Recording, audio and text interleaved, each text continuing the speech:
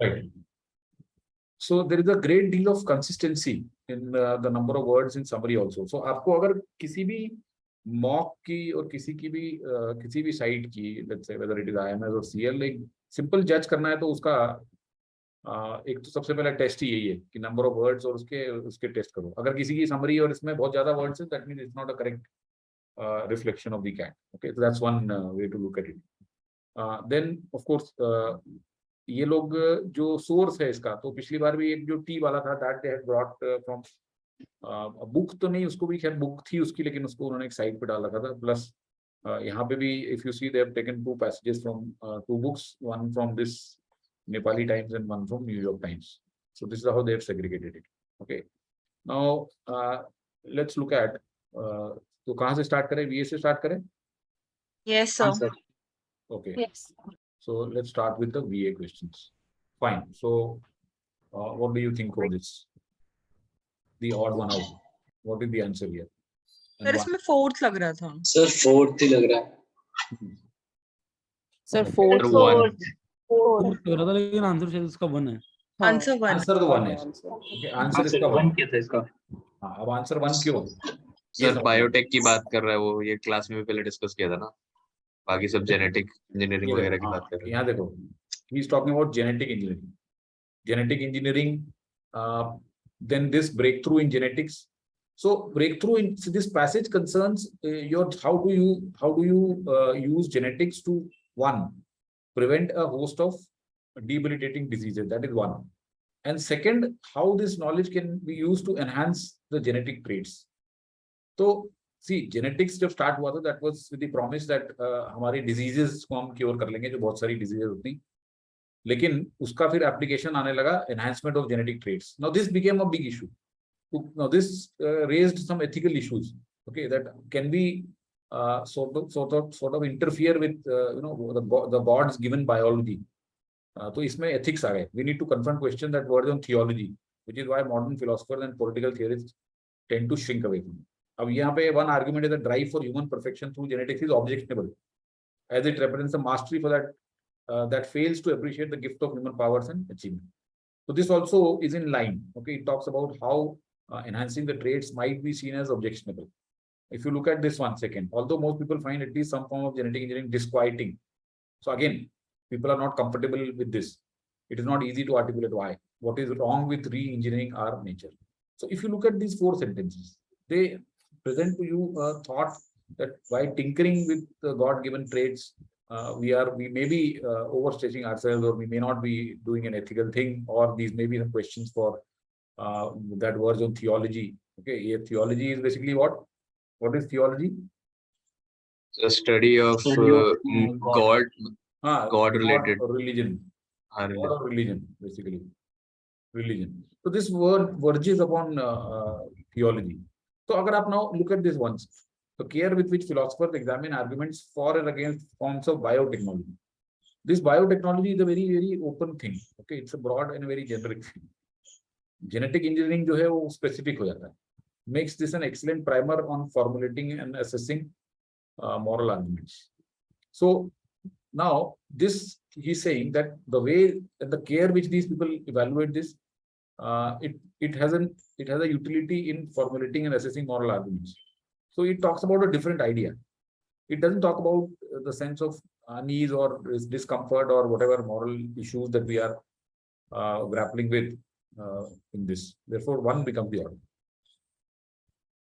So इसलिए थोड़ा सा difficult था, इसमें 4th हमें लग सकता था, but 4th is a part of it and 1 is not a part of it. See, 1 और 4 में अगर आप देखेंगे तो 4 is in line, in sync with whatever he's saying.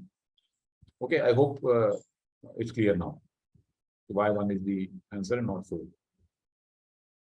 ठीक है, किसी को डाउट? सर जैसे बाकी तीनों में जेनेटिक्स से रिलेटेड बात कर रहे हैं, बट क्योंकि यहाँ 4th भी मार्क किया मैंने, तो इसमें कोई जेनेटिक्स से रिलेटेड तो बात हो नहीं. ये क्या है? Ethics of enhancement. ये जो जेनेटिक इंजीनियरिंग से हम क्या कर रहे हैं, हम अपने ट्रेड्स को एनहांस कर रहे हैं ना. So that's in line with whatever he's saying. Whereas here he's saying for and against forms of biotechnology. Okay, and this is a very broad area then. for and against forms of biotechnology. So that's a different thought. Okay. All right. Chaliye. Incumbent industrialist and distressed unemployed worker. What's the answer? This is, I would rate it as an easy question. Sir, 2. तो समझ ही नहीं आया ढंग से इसमें जो para कहना क्या चाह रहा है. Okay. सर सेकंड किया थर्ड लग रहा था बट भाई मैंने थर्ड किया था. Sir, थर्ड लग रहा था सर. चलो, let us understand this. चलो ये इसमें हुआ क्या है? Let's understand what is given in this passage. Unlikely alliance of incumbent industrialist. Incumbent industrialist means जो suppose करो कोई अभी यहाँ पे इंडस्ट्रियलिस्ट है जो फैक्ट्री चला रहा है, ठीक है, चलो हम अडानी को मान लो, लोग अडानी अंबानी को गालियां बोलते हैं, अडानी को मान लो. सर इनकम्बेंट का क्या मीनिंग है? इनकम्बेंट मतलब एग्जिस्टिंग, जो कि अभी काम चल रहा है. इनकम्बेंट तो generally it is used for incumbent prime minister is mister Modi. Incumbent मतलब अभी जो है सरकार, इनकम्बेंट सरकार कौन सी है? राजस्थान में तो कांग्रेस की सरकार. ओके, उस तरह से. And the distressed unemployed worker is especially powerful amid the debris of corporate bankruptcies and layoff. Now देखो यहाँ पे सिचुएशन खराब चल रही है इकोनॉमिकली. ओके, कॉर्पोरेट बैंक्रप्सी हो चुकी है और ले ऑफ हो चुकी है. और इनकम्बेंट इंडस्ट्रियलिस्ट मतलब बेसिकली ये जो इंडस्ट्रियलिस्ट है और जो डिस्ट्रेस्ड और अनएम्प्लॉयड वर्कर है, तो इनके बीच का एक अनलाइकली अलायंस बताया इसने. तो in an economic downturn capitalist is more likely to focus on cost of competition emanating from free markets than on the opportunities they create. Now, what happens? See, suppose there is a economic boom. So free markets offer opportunities, right? Wherever there are free markets, where they offer opportunities to this industrialist. But now in downturn, he's not looking at those markets as opportunities. He's looking them as competition. That means they can, whatever market he has, they can also eat a slice of it. So he's looking at them with a view of competition, right? So he is more likely to focus on cost of competition. And the unemployed worker will find many others in a similar condition with anxiety similar to his. और जो unemployed worker खड़ा हुआ है वो भी दूसरे जो workers हैं उनको competition जैसे देख रहा है. मतलब ये कह रहा है कि ये जो इंडस्ट्रियलिस्ट है ये दूसरे मार्केट्स की जो कंपनीज हैं या कोई है उनको भी is looking at as a competition. This unemployed worker is looking at other because यहाँ पे zero sum game है. इसका फायदा तो इसका नुकसान है. इतनी नौकरियां है नहीं वहाँ पे, right? Will find many others in a similar condition, which will make it easier for them to organize together. तो ये दोनों साथ में आ जाते हैं. They join hands using the cover and political organization provided by the distressed. The capitalist captures the political agenda. तो इसकी अब political organization क्या है? अब जैसे वर्कर्स हैं, वर्कर की यूनियन होती है, right? They got their unions. तो उसको उसकी organization और इसका कवर लेके this guy starts whatever he starts capturing the political agenda. Okay, that means he tries to drive his own agenda. He tries to maybe see. I'm just extending my thought here. Maybe he's trying to reach out to the government to get a lot of concessions and subsidies and lot of things. देखो ये नौकरियां, ये देखो बेचारे मजदूर जो हैं ये भूखे मर रहे हैं, इनके पास में नहीं है.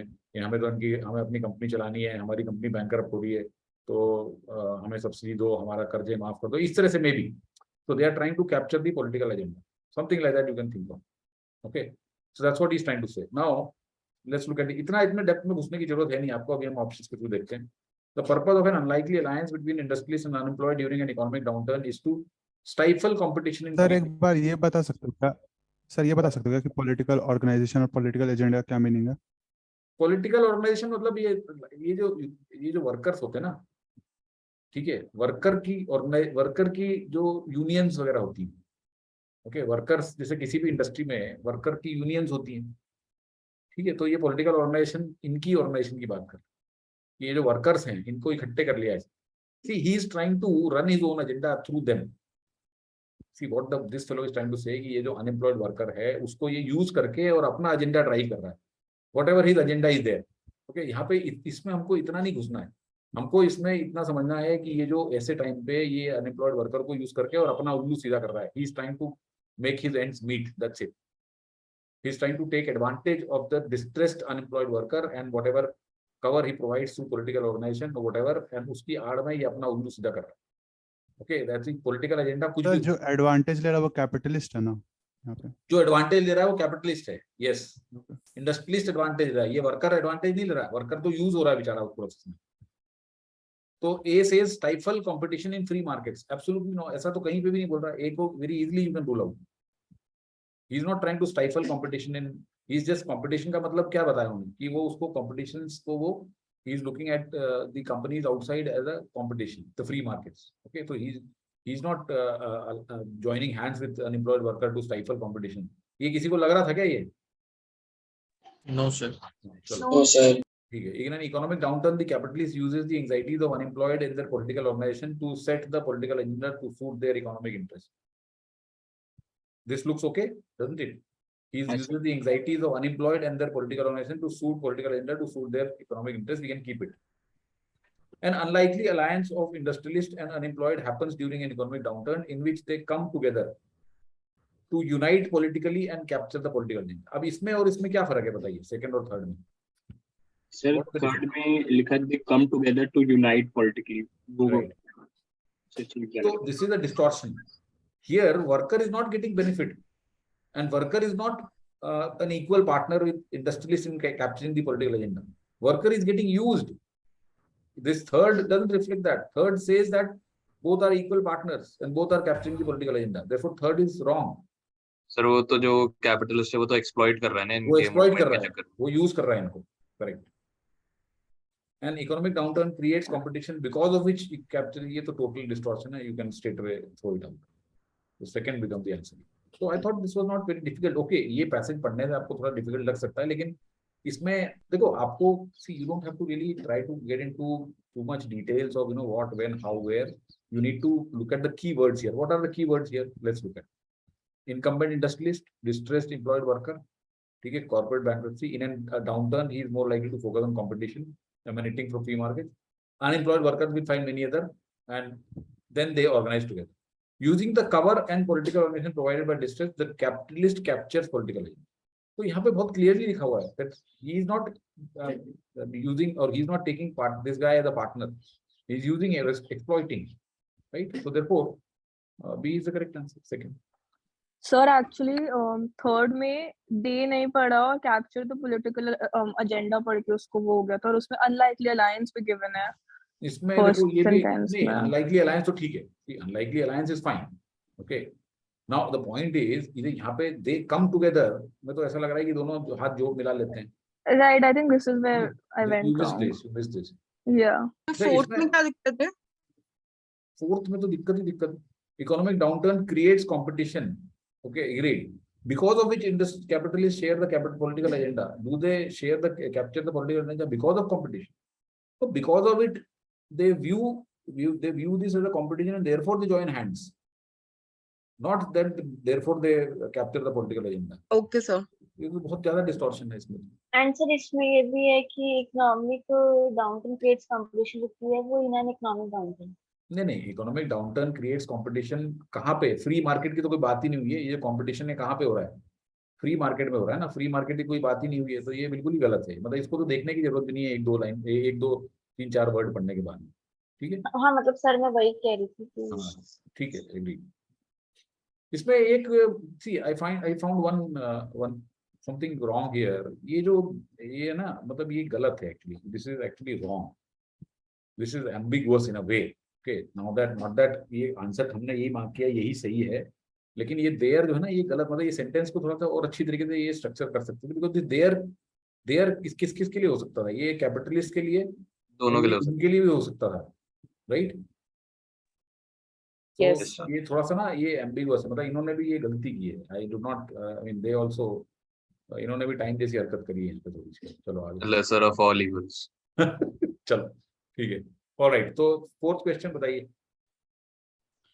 सर हमने 2143. 2143. अब इसमें जो सबसे बड़ा कंफ्यूजन जो है वो 1243 लगाएंगे 214, right? So how do we decide? इसमें ये सबसे बड़ा इशू है. मतलब इसके कारण आधे लोगों का गलत हो गया है. सर इसमें तो मेन बात ये है ना कि वो नॉर्थ वेस्ट पैसेज के बारे में डिस्क्राइब कर रहा है पहले, पर सर मतलब वो जो एक बार रीड कर लो 1 2 4 3 को पहले माइंड में सेट कर लिया तो उसके बाद कोई रीजन नहीं लगता कि फिर से उसको चेक किया जाए उसमें कोई गलती नहीं हो नहीं सकती नहीं लगता है, I tell you why. Correct ही लग रहा था ईयर 1 सर भी है ये उसमें। सर ये वाला हम कर चुके हैं ना वैसे नहीं नहीं We कर तो have done. चुके हैं, हाँ, बिल्कुल कर चुके हैं, लेकिन सर करना ये ग्रुप ऑफ आइलैंड्स इसने मेंशन हाँ किया है ना। हाँ ये सर और ग्रुप ऑफ आइलैंड पहले डिफाइन देखो करेगा। ईयर भी है तो फिर एक हाँ और ईयर भी है, ईयर भी है। प्लस कनाडा ने पहले it is not asking for any permission, उसके बाद फिर क्या ट्रीटी थी क्या नहीं था ये बाद में डिस्कस होगा, पहले किस बारे में बात हो रही होगा। करेक्ट। देखो Canada which officially acquired the group of islands forming north west passage claims sovereignty, तो ऑफिशियली इसने एक्वायर किया, right. Then US will maintain. US has long maintained that Northwest Passage is an internal state through which its commercial and military vessels have the right to pass without seeking Canada's permission. तो आपको अब ये Northwest Passage क्या है? तो group of islands forming Northwest Passage. Okay, so this obviously is a broader statement, and then it gives a time frame. कल भी हमने इस तरह का पैसेज किया था in 1990, if you remember, we talked about that in 1990. So unless you know which time frame we are talking about, if there is a sentence that gives you a little bit of a background, so that will come before the other one. So इसलिए इसमें 2 will come before 1. Okay, अगर आप वैसे इसको देखोगे तो आपको लग सकता है कि US has long maintained Canada which officially acquired claims sovereignty over all shipping routes passing. But then see, Canada claims sovereignty and that is why US says that US का जो stand है वो उसके बाद में आएगा। कि US का जो stand है, it is that this is a international state without Canada's permission. तो कनाडा के परमिशन की बात कहाँ आई? Why will he say like that? Okay, because unless कोई सेंटेंस हो जिसमें बताया गया हो कि कनाडा ऑफिशियली ओन करता है उसको, तभी तो कनाडा के परमिशन की बात आएगी, राइट? अदरवाइज ये without seeking Canada's permission doesn't have a background here. So therefore 2-1 is the correct thing here. And then we says अब यहाँ पे the dispute है, could be transitory however as scientists speculate. ये and में है कि अब तो यहाँ पे वैसे भी आइस फ्री होने वाला है, so there is nobody, so no one will need the permission. Okay, and so 2143 becomes the order. Sir इसमें 2413 क्यों नहीं हो सकता? 2413 तो हो ही नहीं सकता सर क्योंकि क्योंकि पहले वो आपने जब बताएगा नहीं, कि उनका अग्रीमेंट हुआ था कि वो परमिशन लेगा, फिर उसने परमिशन नहीं ली तो दैट वाज अ नहीं वायलेशन। नहीं नहीं नहीं नहीं देखो कनाडा के पास में ये है, ठीक है। नाउ कनाडा आप सबसे पहले अब आप यूएस का स्टैंड भी बताओगे ना पहले, then only you will talk about the legal question there, isn't it? First you will see, आपने बोला कनाडा के पास में ये है, the US and Canada have never really Yes, sir, got legally it. settled. हाँ तो इसका बैकग्राउंड ये होना चाहिए ना, US has long maintained.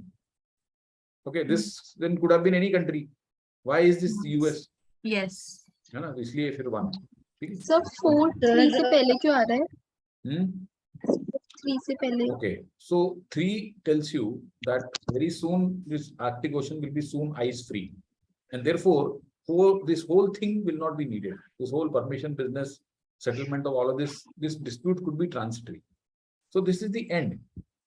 Okay, if you look at this, ये हिस्ट्री बता रहा है, they have, तो ये चीजें पास्ट में हुई है, ठीक है, ये भी पास्ट में हुई है, ये भी पास्ट में हुई है, अभी तक चली आ रही है, मतलब अभी अगर हम यहाँ खड़े हुए हैं तो ये फर्स्ट 3 sentences हैं, 2, 1 and 4, they talk about what has happened, and this talks about dispute could be transitory as it will soon be ice free.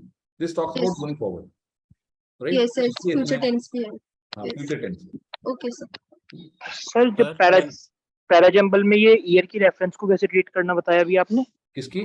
1880 से मेंशन है स्पेसिफिक हाँ, ईयर को। मतलब अगर स्पेसिफिक ईयर दिया हुआ है ना, तो वो that tells you the background कि कब की बात हो रही है, so that generally will come in the beginning, generally I am saying. Sir तो हम इससे ये कंक्लूड कर सकते हैं क्या कि मतलब जो सेंटेंस में ईयर का ऐसे बैकग्राउंड नहीं तो फिर मतलब वो हाँ, मोर और लेस आप कर सकते हो कि जहाँ पे बैकग्राउंड में ईयर की बात की गई हो वहां पे आप उसको पहले ले लो।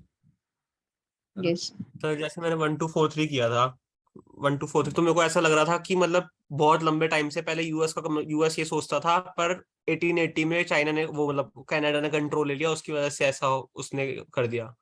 नहीं ऐसा नहीं है, ऐसा नहीं है। देखो वो हमने डिस्कस कर लिया ना, क्यों पहले आएगा, officially acquired group of islands वगैरह पहले लिखा हुआ है, पहला सर बस डेट की विदाउट टाइम रेफरेंस यूएस की वजह से पहले आएगा। अरे देखो यार, एक मतलब वही बोलो ना, एक लेवल के बाद में कोई उसको आप उसको एक्सेप्ट कर लो, ठीक है, एक लेवल के बाद में सी कोई फायदा नहीं ना, ये आंसर इसका ये है, and there is a very clear logic here कि आपको यहाँ पे विदाउट सीकिंग कनाडा परमिशन ये एकदम से कैसे आ गया, कि ये suddenly US has long maintained their the right to pass without seeking Canada's permission. See, that way it could have been anybody ना यहाँ पे it could be India also, there could be China also. Why is he specifically mentioned Canada? Because Canada owns it. That has been given in sentence 2. That's why he's mentioning it without seeking Canada's permission. तो यहाँ पे अगर कुछ भी long maintain कैसे लग रहा था बस कि वन पहले आएगा। तो कोई बात नहीं, देखो Long मैं आपको maintained. ये मैंने see that is exactly why I told you the first thing upfront. यहाँ पे आधे लोगों का 1 2 लगाया, आधे लोगों ने 2 1 लगाया, and then I gave you my perspective that this is how it should be. ठीक है, और वही एक्सेप्ट, मतलब ये ऑफिशियल आंसर यही है इसका, इसमें कोई एम्बिग्विटी नहीं है। ऑलराइट, चलिए नेक्स्ट। अच्छा मुझे आपको जस्ट एक नहीं, ठीक है चलो। सर 2 4 3 1 लगाया था, 1 3 आंसर है। 2 4 3 1 मार्क किया था। सर मैंने तो 4 से स्टार्ट किया था। 4 से स्टार्ट किया था। 4 और 1 का कनेक्ट था, 1 2 बट 3 2 नहीं पता कहाँ लगाना। 2 4 3 1 यस सर। सेकंड को लास्ट में लगा दिया था। देखो यहाँ पे लिखा हुआ इसने बट टुडे, ठीक है, तो इससे तो स्टार्ट नहीं हो सकता है क्या? No sir. No sir. This calls for cultivation, इससे हो सकता है? No sir. तो अब आपके पास में 2 रास्ते बचे, 2 बचा है और 4। तो नाउ सपोज करो कि हम 4 से स्टार्ट कर लें। Let's start with 4 hypothetically. Half a century ago, development began as a hope for better human possibility, but in the last 50 years, this hope has lost itself in the dreary desert of various kinds of hegemonic applications. So he's saying that development जब start हुआ था 50 साल पहले दुनिया में, तो ऐसी hope थी कि better human possibility होगी, human will be much better off. But in the last 50 years, this hope has been lost in the dreary desert of various kinds of hegemonic applications. Hegemonic application मतलब क्या होता है? मतलब कि hegemony मतलब dominating supremacy. There are many countries which are trying to establish supremacy over the other. कोई किससे कुछ छीन रहा है, जैसे रशिया यूक्रेन से छीन रहा है, चाइना इधर उधर अपना ताइवान में भाग रहा है। तो इस तरह से बहुत सारे hegemonic applications. Okay, that means people were trying to be one up on the other. Now, half a century ago, now but today. So half a century ago or but today. Now this one definitely has to come after 4, isn't it? But today there is an epochal challenge to rethink and reconstitute the vision and practice of development as a shared responsibility, a sharing which binds both the agent and audience, the developed world and developing in a bond of shared destiny.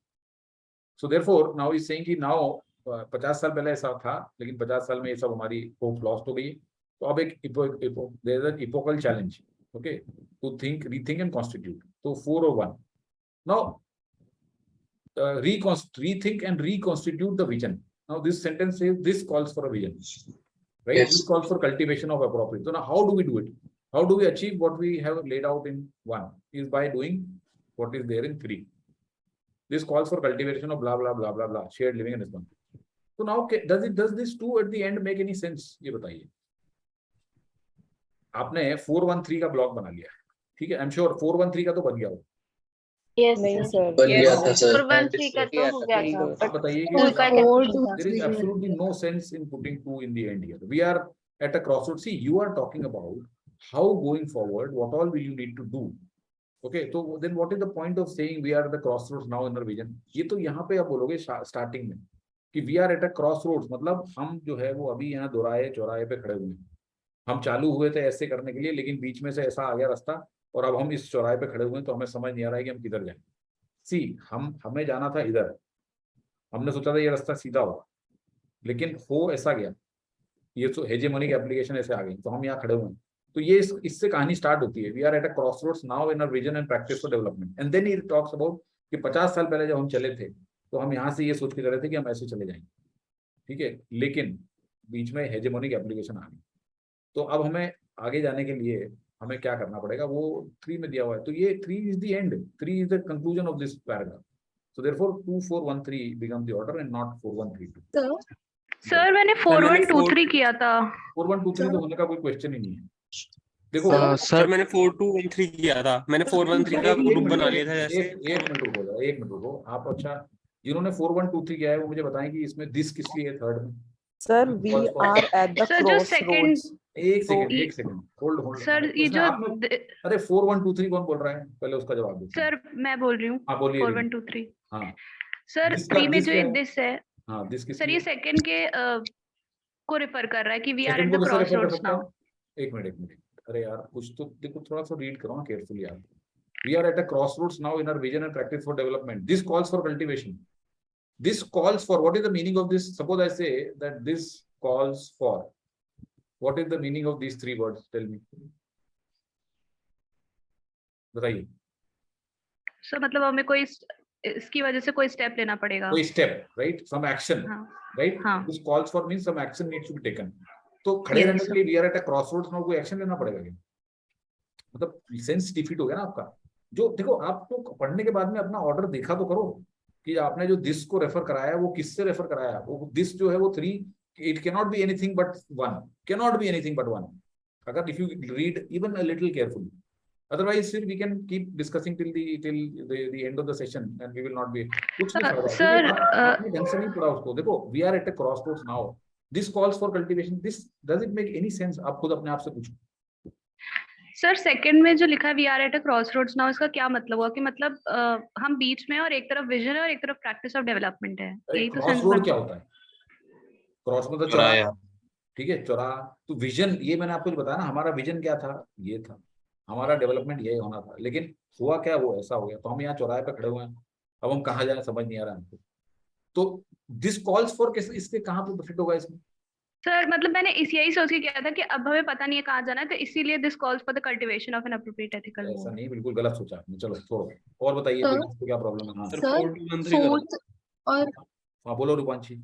Sir fourth जैसे बोल रहे half a century अगो, तो फिर मतलब पहले की बात हो रही है एंड देन वन में बट टुडे, तो वो लग रहा था रेलेवेंट है। बट जैसे ही फोर्थ एंड हो रहा है but in the last 50 years, तो सर वो थोड़ा अजीब सा लग रहा था कि फोर्थ सेंटेंस भी एंड बट से हो रहा है और नेक्स्ट सेंटेंस भी आगे बट से शुरू हो रहा है, तो वो थोड़ा अजीब सा लग रहा था।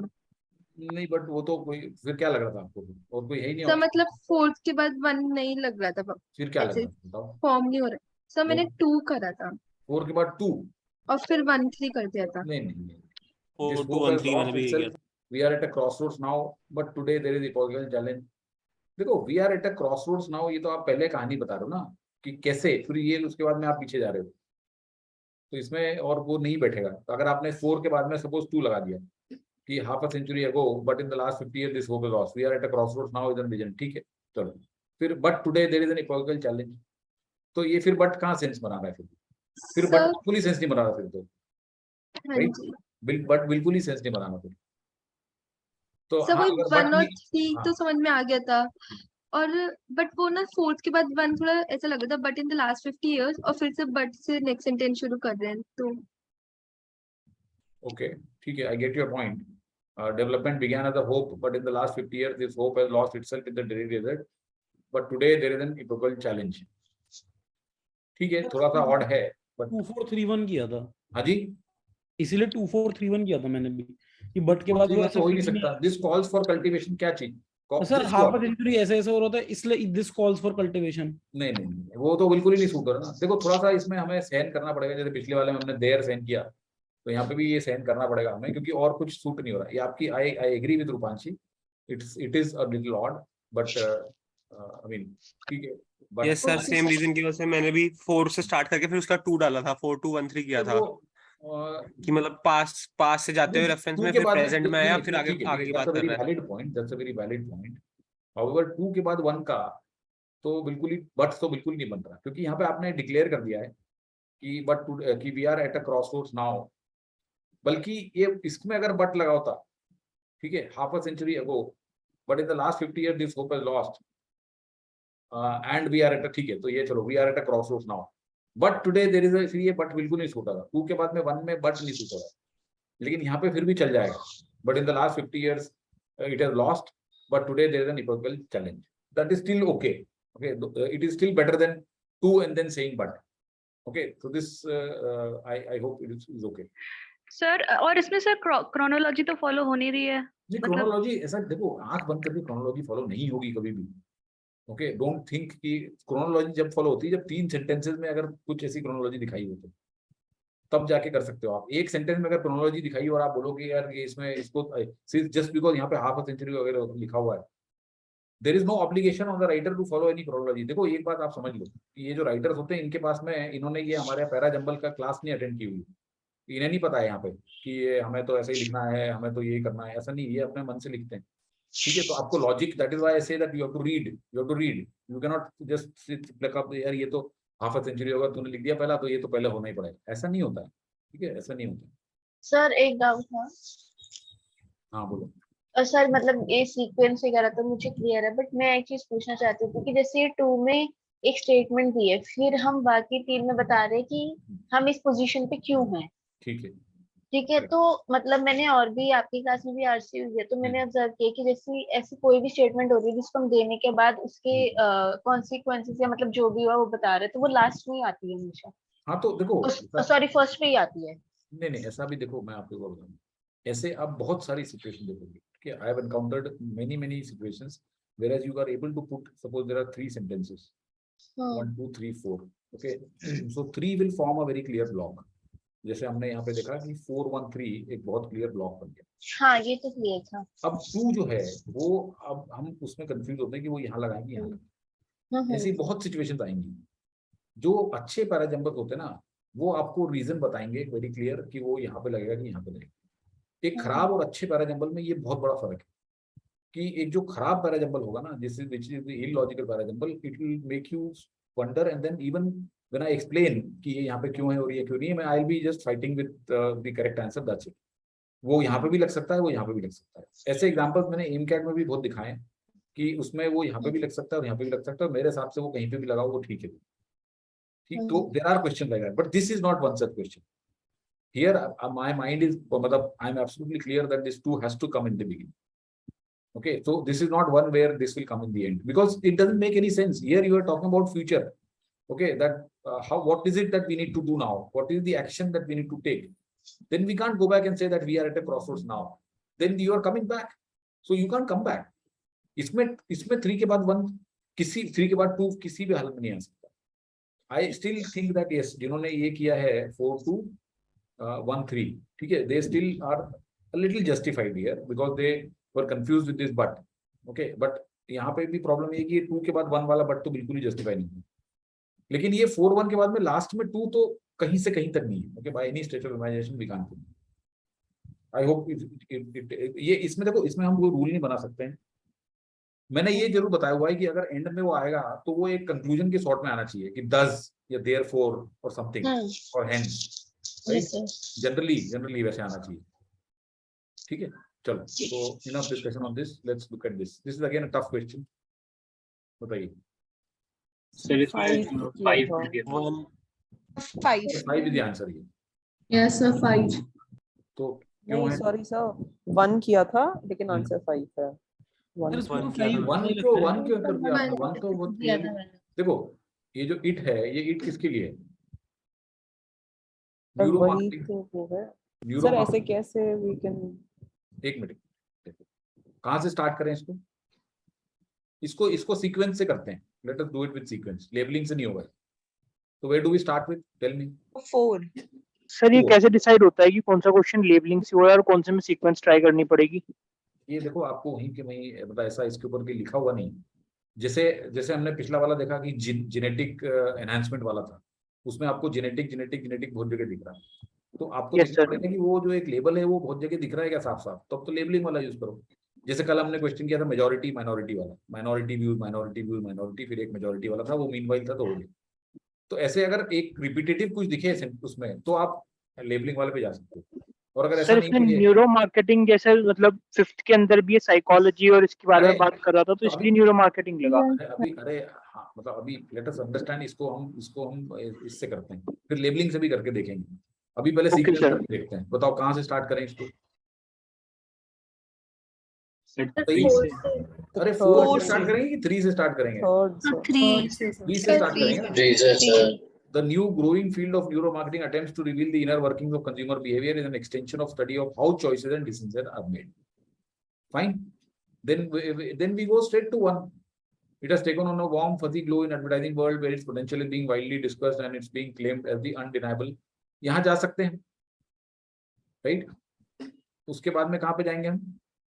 Some see neuromarketing as an attempt to make the art of advertising into science, being used by marketing experts to back their proposals with some real form of data. Lekin there is little enthusiasm for this in scientific area. For them, marketing is not a science, and only a handful of studies have been published in scientific journal. So ये आपके 4 जो sentences हैं, ये मिलके यहाँ पे आपको बता रहे हैं कि न्यूरो मार्केटिंग क्या है और उसका एक एडवर्टाइजिंग वर्ल्ड में किस तरीके से वो डेवलप हो रही है, और कुछ लोग उसको साइंस जैसा ट्रीट करने की कोशिश कर रहे हैं क्योंकि इसमें डेटा वेटा यूज किया जाता है, लेकिन साइंटिफिक लोग उसको ये चीज नहीं मान रहे हैं, एंड खाली कुछ ही स्टडीज पब्लिश्ड साइंटिफिक में. Now, 5th sentence says marketing gurus have already started drawing on psychology in developing tests and theories. And advertising people have borrowed the idea of focus groups from social scientists. Now, here we are trying to get into कि इसको किस तरीके से उन्होंने use करना शुरू किया है या यूज करेंगे. So this doesn't belong to this paragraph. इसमें अब हाँ बताइए. तो इसमें ये लगा था कि जैसे 2nd to 5th में सब वो किसी के व्यू पॉइंट की बात कर रहे थे, जैसे मार्केटिंग गुरु और वो जैसे साइंटिस्ट वाले, तो फिर इसलिए मैंने 1 को ऑड 1 आउट कर दिया. 1 को? यस सर, मैंने भी यही सोचा. नहीं 1 तो, लेकिन आपने 1 तो आपको वो दे रहा है ना कि इसका पोटेंशियल डिस्कस हो रहा है, it is being claimed as undeniable new growing field of जैसे सर सब में हम उनके पॉइंट ऑफ व्यू बता रहे, जैसे 4th और 2 तो कनेक्टेड पता लग रहे थे, और 5th भी कहीं ना कहीं ऐसा लगा जैसे मार्केटिंग एक्सपर्ट्स की बात कर रहे, तो वो भी कुछ अपना उन्होंने ना marketing gurus have already started drawing on psychology बोल रहा है ना. ये हमें क्या पता अभी, जैसे ये वो वाली बात है कि वहां पे हमने एक बायोटेक्नोलॉजी देखा था, वहां पे जेनेटिक्स एक अलग चीज है. अब साइकोलॉजी जो है इसमें, ठीक है, अब इसमें psychology to develop test and theory होती है नहीं होती है, advertising people have borrowed the idea of focus groups, तो how are they linked with neuro marketing, ये कहीं पे लिंक दिया हुआ है. See the point is that neuro marketing, okay, now neuro marketing के बारे में क्या बताया उन्होंने कि it reveals the inner working of consumer behaviour and extension of blah blah. Now when you talk about a sentence that talks about psychology, that talks about focus groups, so how these two are linked? There is a break. Okay, you can't associate unless there is a sentence that is given which tells you that this psychology and focus groups are a part of neuromarketing. They are related to neuromarketing. अभी हमें क्या पता कि ये जो psychology और ये जो फोकस ग्रुप वाले जो आइडिया हैं, ये इससे न्यूरो मार्केटिंग से, ये तो वैसे भी यूज होते हैं मार्केट रिसर्च में. देखो ये तो हमको जिसने भी थोड़ी सी मार्केटिंग पढ़ी हुई है उसको पता है that you know we have this psychology and focus groups and all these. In any case they are being done from time immemorial. Focus groups और these have been going on for ages now. There is nothing new here. So what is the link between neuromarketing and these things is not played out in this paragraph. Therefore, this will definitely come, but somewhere down below. कि इसमें जब आप घुसोगे कि neuromarketing क्या क्या होता है, what all comprises it, then you will find that okay, इसके अंदर psychology, इसके अंदर focus groups होते हैं, इसमें ये होता है. So this basically will come a little further down below and not with this paragraph. Sir जैसे इसमें 4th में मेंशन है ना कि proposal with some form of real data. So और इसमें फिर next में कि marketing gurus have already started going on psychology. This cannot be linked. No, like no, this tests cannot be and linked. theories. This Like- cannot be linked. This is talking about science. Yeah. This, see, just look at this sentence. This talks about converting art of advertising into science. This is a totally different thing. Okay, you can't say that this psychology यहाँ पे लिखी तो psychology is a science. ऐसा कहाँ लिखा हुआ है? Or focus groups from social scientists. So you can't associate this science with this social scientists. Yes, a focus group पे focus नहीं किया. चलो ठीक है. Anyway, so जब 4 और 1 का आपने कनेक्ट कैसे बैठाया? So because some people are saying that it is a science, but science में there is little enthusiasm for this. For them, marketing is not a science. So somebody is trying to say that this is a science, but scientific people are not accepting it as science. For them, it is not a science. So this is how these two are linked. Sir 4 and 1. अच्छा 4 and 1 नहीं 1 and 4 होगा ना. 1 से 4 मतलब वही sir उन दोनों के बीच में कनेक्शन मेरे को मिला नहीं था सर, क्योंकि मतलब बहुत डायरेक्टली कुछ कनेक्टेड नहीं था तो ना. किससे फिर 1 के बाद कौन सा फिर कनेक्टेड है वो बताओ. कुछ नहीं है. सी आपको फिर देखो, आप अगर इनके now if you go to the original article you will find that two lines are plucked from here, 2 lines are plucked from some other paragraph, 1 line is plucked from the other. ये CAT का para odd one out का एक standard feature. See CAT para odd one out के जब हम original पे जाएंगे, मैंने अभी लाया नहीं हूँ, मैं सिर्फ पैसेज के ओरिजिनल लेके आता हूँ. I will show you their odd one out methodology. Okay, they are notorious for this. They will not bring everything from one paragraph. They will pluck 1-2 lines from this, 2 lines from this, and 1 from this, and they will make it. Excuse me, sir. Yes. Okay. So could you just tell me the sequence of the four Sequences, sentences? as per me, this is 3-1-4-2. It could be a little different also. I'm not categorically saying this, but all I'm saying is that in this, what we should know is what are the ideas that are linked and what is the one that is linked. Right, okay. All right, let's go to the next one. This is not that difficult, moderate, I would call it. इसमें links दिए हुए हैं, बताइए. 3, 2, 1, 4. 2, 3, 4, 1. 2, 3, 1, 4. 2, 3, 4, 1, 4, 1. Sir, 1, 4, 3, 4, 2, 1. 3, 4, 2, 1. अब देखो मैं आपको बताता हूँ प्रॉब्लम क्या है इन सब चीजों में जो आप बता रहे हो ना. इसमें सिर्फ एक ही सही है. I will tell you now what is the problem. Answer तो इसका हाँ 3, 2, 1. सबसे पहले तो ये है कि this invention. Okay, this invention is inconceivable without scientific method. Which is this invention? Please don't tell me that this is Uber invention. Please don't. An invention. This is a straightforward trap here. This is a straightforward trap here. That greatest of all invention is Uber invention. This invention is inconceivable without scientific method. This is the biggest trap. And if you are just matching words, then you will fall into this trap. Commercial So please fusion don't tell me power. that you have. ये जो जिन्होंने 3 के बाद 4 बता रहे हैं, they've fallen into this trap very badly. Sir Uber का क्या मतलब होता है? यूबर मतलब होता है top. Okay, peak. Uber means सब तो highest level. Okay, highest. Anyway, that is immaterial. इसका मैं आपको बताता हूँ, इसका कोई मतलब नहीं है. मतलब यहाँ पे आपको नहीं भी पता हो यूबर क्या होता है तो भी कोई फर्क नहीं पड़ता.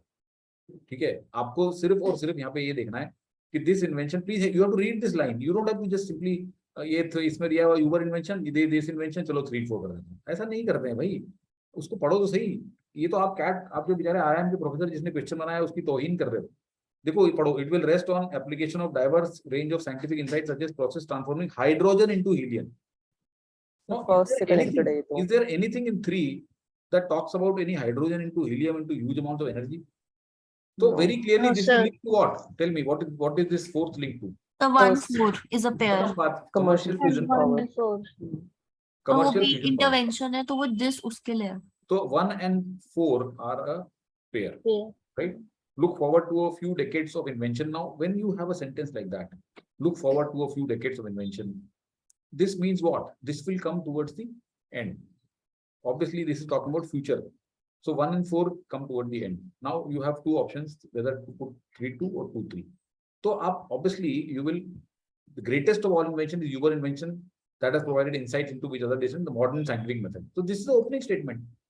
To gain meaningful insight, logic has to be accompanied by, इसका कोई मतलब ही नहीं सेकंड का अगर आप पहले लग दोगे तो 2-3 का कोई मतलब नहीं है. तो 3-2-1-4 is the correct one. इसको ये रीडिंग के ऊपर प्योरली है आपका, और एक क्लू दिया है इसने. He has given you 1 clue and his बाकी rest has to be made up through reading. So हमने 2 को लास्ट में क्यों लगाया? लास्ट में क्यों लगा देंगे लास्ट में? What is the point of, यहाँ आप स्पेसिफिक चीज में घुस गए हो. ये एक जनरल सेंटेंस है. देखो ऐसा मत करो.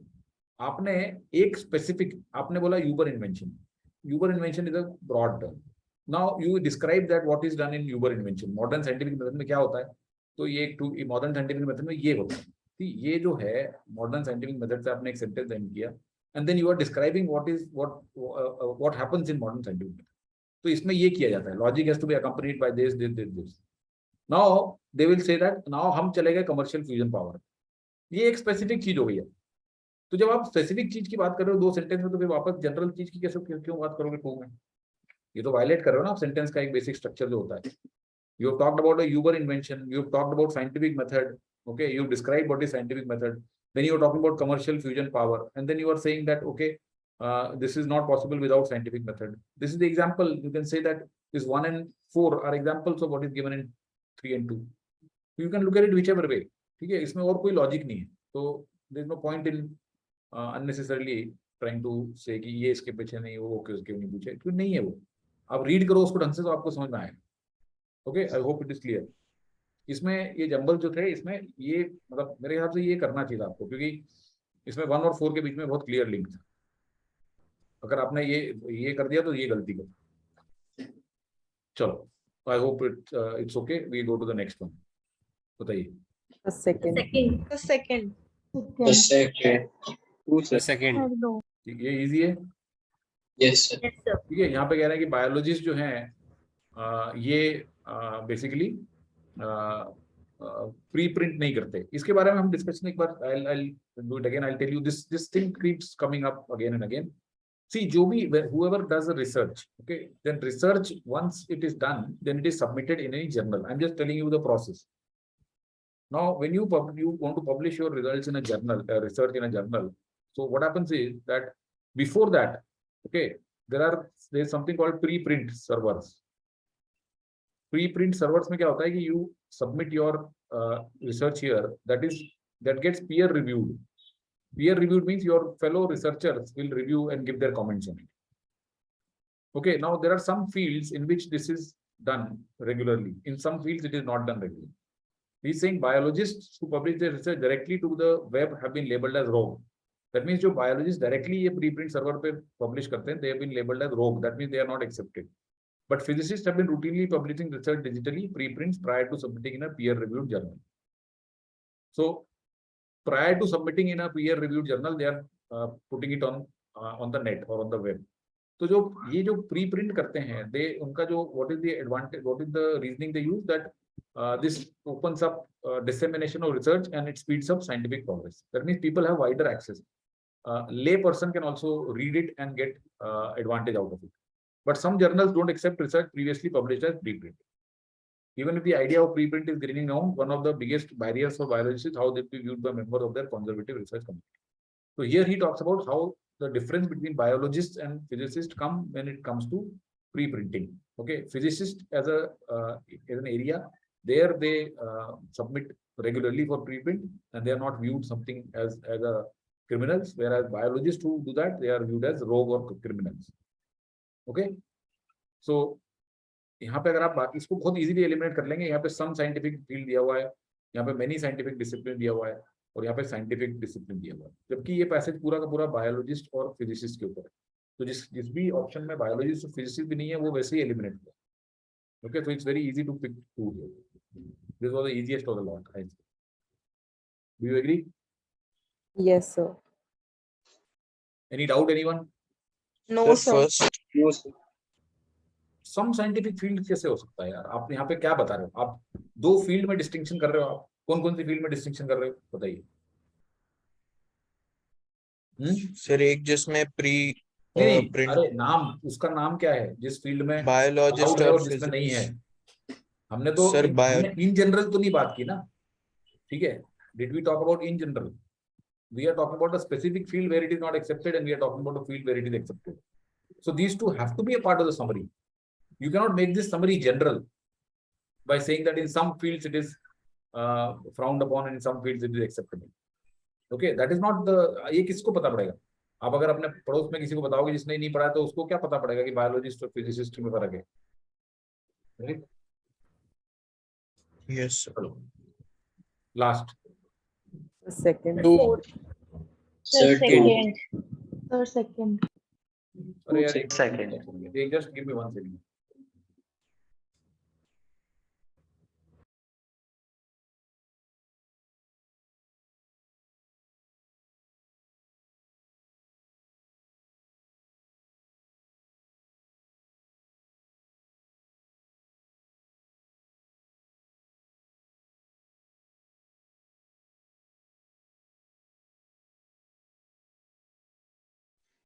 Sorry. Yes. All right. So what is the answer here? Second. Second. Two, sir. So what is he saying? He's saying that creativity is viewed as engine of economic progress, and many organizations are devoted to study and promotion. So there is a lot of research going on that how do you enhance creativity? Okay, there are encyclopedias and handbooks, but this proliferating success has tended to erode creativity, stable identity. It has become so invested with value that it has become impossible to pull its meaning, and practices that supposedly identify and encourage it.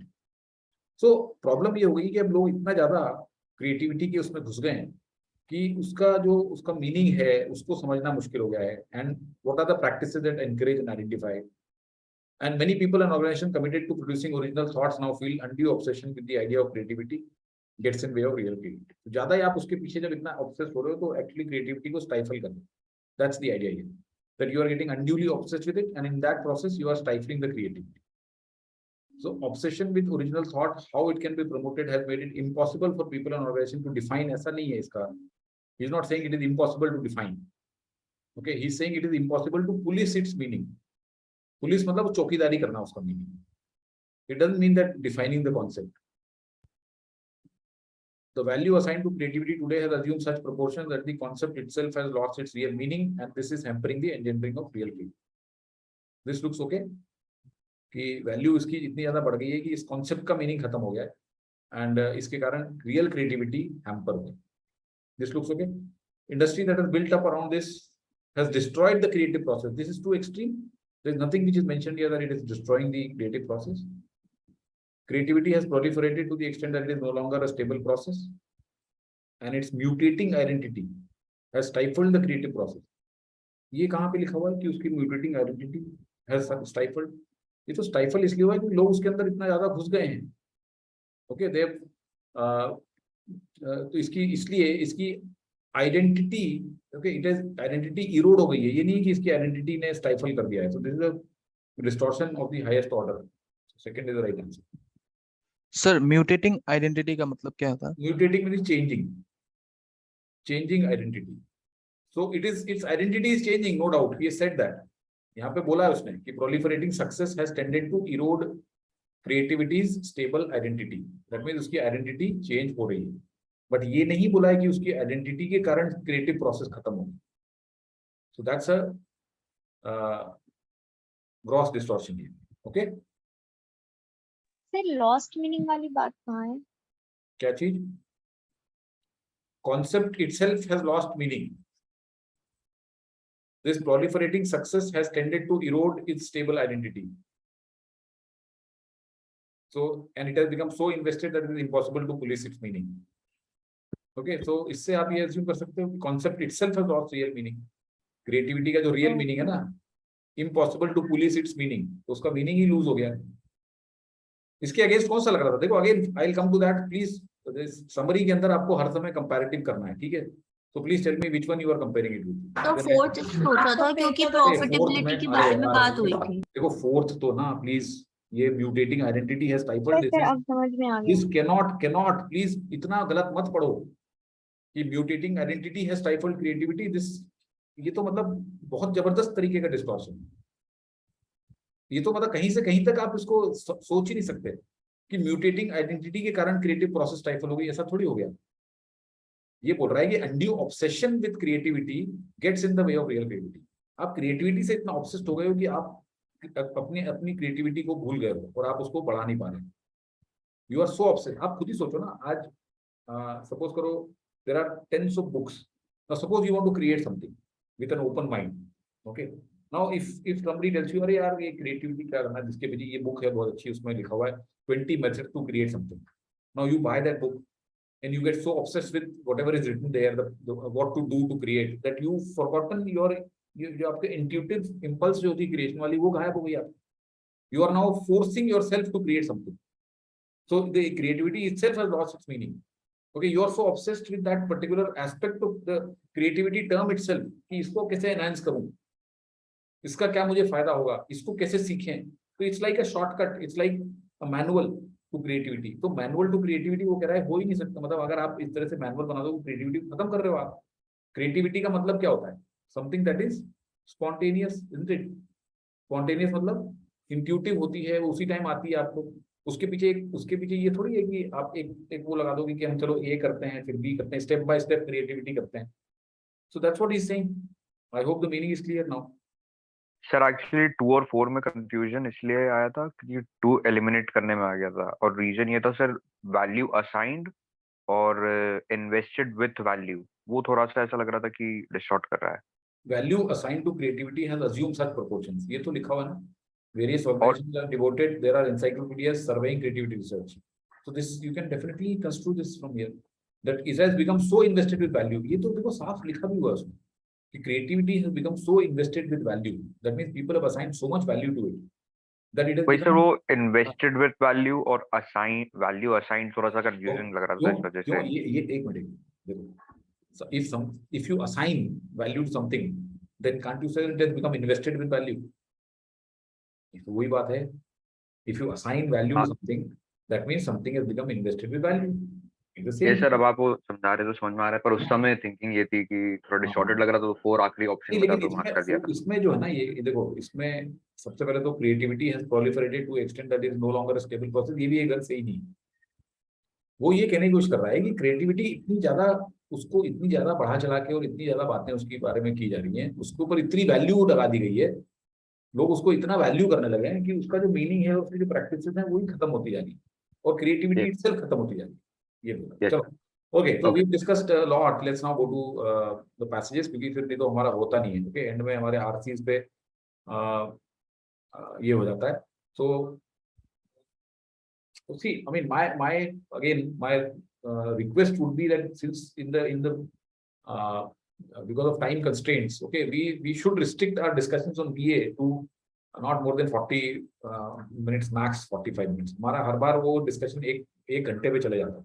So I don't know how to kind of cut it short, because that then comes in way of our giving appropriate time to RCs.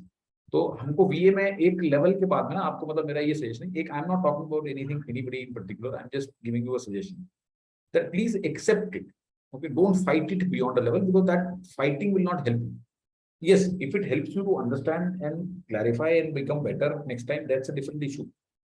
But then again, जो उसमें reading वाला aspect होता है, वो तो आपका खुद ही improve होगा, उसमें कोई कुछ नहीं कर सकता. आपको मैं ये जरूर पॉइंट आउट कर सकता हूँ कि आप कहाँ वो बेसिक मिस्टेक्स कर रहे हो. जैसे दिस लिखा हुआ है वहां पे, तो वो आप बेसिक मिस्टेक कर रहे हो. वो यूबर इन्वेंशन को आपने वो इन्वेंशन से जोड़ दिया, उससे वहां पे मिस्टेक कर रहे हो. I can point out those things, but I cannot get inside your mind and tell you the logic now how to go about those. वो आपको रीडिंग से आएगा, वो ऐसे नहीं आएगा. तो उसको फाइट मत किया करो. ओके, बिकॉज उसमें पैरा जंबर और पैरा ऑड अमाउंट में I think we spend 45 minutes just discussing 5 questions. Okay, I mean on an average if you see 5 questions we discussed for 45 minutes, whereas in fact we should discuss a little more on summary and more on RC. Okay, so I hope this point is clear, and we'll try to do that in the interest of time. Do you agree or not? बताइए. Yes sir. Yes sir. Yes sir. तो थोड़ा सा जो अपने आप को ना थोड़ा सा चेंज करो, क्योंकि अदरवाइज हम will be running always short of time in terms of RC. Alright, चलो तो इसमें स्टार्ट करते हैं. तो आरसीज में बताइए, इसमें से 2 आरसीज मुझे लगा था कि आसान है. एक सर तो ट्रूथ एंड पावर वाली, साइकोलॉजी वाली कर लो. लैंग्वेज वाली इजी थी. और sir 3 and 4 truth and power वाली है ना. तो ये 2 तो इजी थी. तो अभी Yes, पहले sir. जो इजी नहीं थी उनको देख लेते हैं. Okay, we'll first look at this one and we'll look at then the scandal of philosophy. So यहाँ पे अब क्या चल रहा है? What is it? This is a little tough to understand. Yes sir. Right? तो इसमें किया आप लोगों ने, इसको किया? Yes sir. Yes sir. What was the understanding here? Sir understanding sir पहले 2 पैरा तक तो है पूरा अंडरस्टैंडिंग, लेकिन उसके बाद बहुत ही वेग होता चले जा रहा है सब कुछ, एकदम ही वहां पे एक स्लिपरी स्लोप में जा रही है आरसी. ओके, तो इसको देखो इस तरह से देखते हैं हम. इसमें से आपको अब ये उस तरह का पैराग्राफ है, पैसेज है. This is one of those passages where you need not really look at it 100%. Okay, whatever maximum you can get out of it, because in any case when we are doing it as a test, then we should not be doing this. I mean, we should be keeping it in the end. So यहाँ पे अगर मैं एक logic से चलूँ आपको, तो we will do the first language वाला, we will do the truth and power वाला, we will do the scandal of philosophy वाला, and then we will come to this. So in any case, this has to come towards the end. Okay, this cannot be looked at in the beginning. Okay, please, अगर ये हमने शुरू में कर दिया और इसमें टाइम खराब कर दिया तो बहुत बड़ी गलती कर दी. This has to come in the end. Okay, so end में आके अब now we have to when we come to the end, then we'll have to also look at questions. Okay, we'll while we read, एक बार read करने के बाद में questions के ऊपर आ जाते हैं, and then we'll try to see whatever maximum we can get out of it. ठीक है, तो let's now read it once and understand.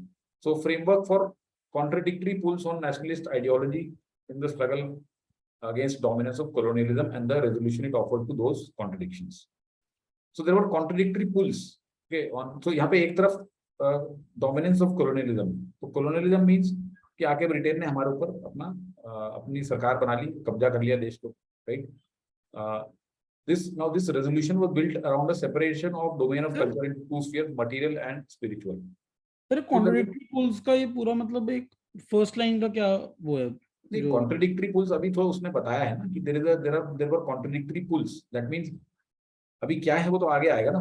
अभी तो सिर्फ हमने इसमें हमें समझना है कि ओके, अभी जैसे आप सपोज करो आप इसका एक मैप बना रहे हो, तो आपने यहाँ पे नोट करा एक नेशनलिस्ट आइडियोलॉजी हुई है, ठीक है, और in response to colonial dominance. तो अब एक कॉलोनियल डोमिनेंस है, इससे हम क्या समझते हैं कि कॉलोनियल यहाँ पे ब्रिटिश कॉलोनी बन गई है, एंड एक हम नेशनलिस्ट हैं, तो हमारी क्या आइडियोलॉजी है, उसके ऊपर कॉन्ट्रडिक्टरी पुल्स आ रहे हैं, मतलब एक इस तरफ ले जा रहा है हमको, एक इस तरफ ले जाना है, ठीक है, और वो दो स्फीयर्स में डिवाइडेड है, एक उसमें मटीरियल स्फीयर हो गया, ठीक है, और एक हो गया स्पिरिचुअल। अभी इतना ही बस समझ में। It was in the material sphere that the claims of western civilisation were the most powerful. So material में इनके क्लेम्स बहुत ज्यादा powerful, science, technology, rational forms of economic, modern method of law, इसको बहुत ठीक है। Now these had given the European countries the strength to subjugate the non-European people. Now all these material forms, they had made these kind of colonial things possible. Okay, they had given the European countries the strength to subjugate non-European, because they were very advanced in terms of science, in terms of technology, in terms of economic organization, in terms of modern methods of statecraft. Since they were endowed with all of this, they were able to subjugate the non-European people, means they were able to establish their colonies. तो आप देखेंगे European powers हो, चाहे वो Britain हो, चाहे वो Spain हो, या फ्रांस हो, या हॉलैंड हो, इन्होंने जाके नॉन यूरोपियंस के ऊपर कब्जा कर लिया था। To overcome this domination, the colonized people had to learn those superior techniques of organizing material life and incorporate them within their own culture.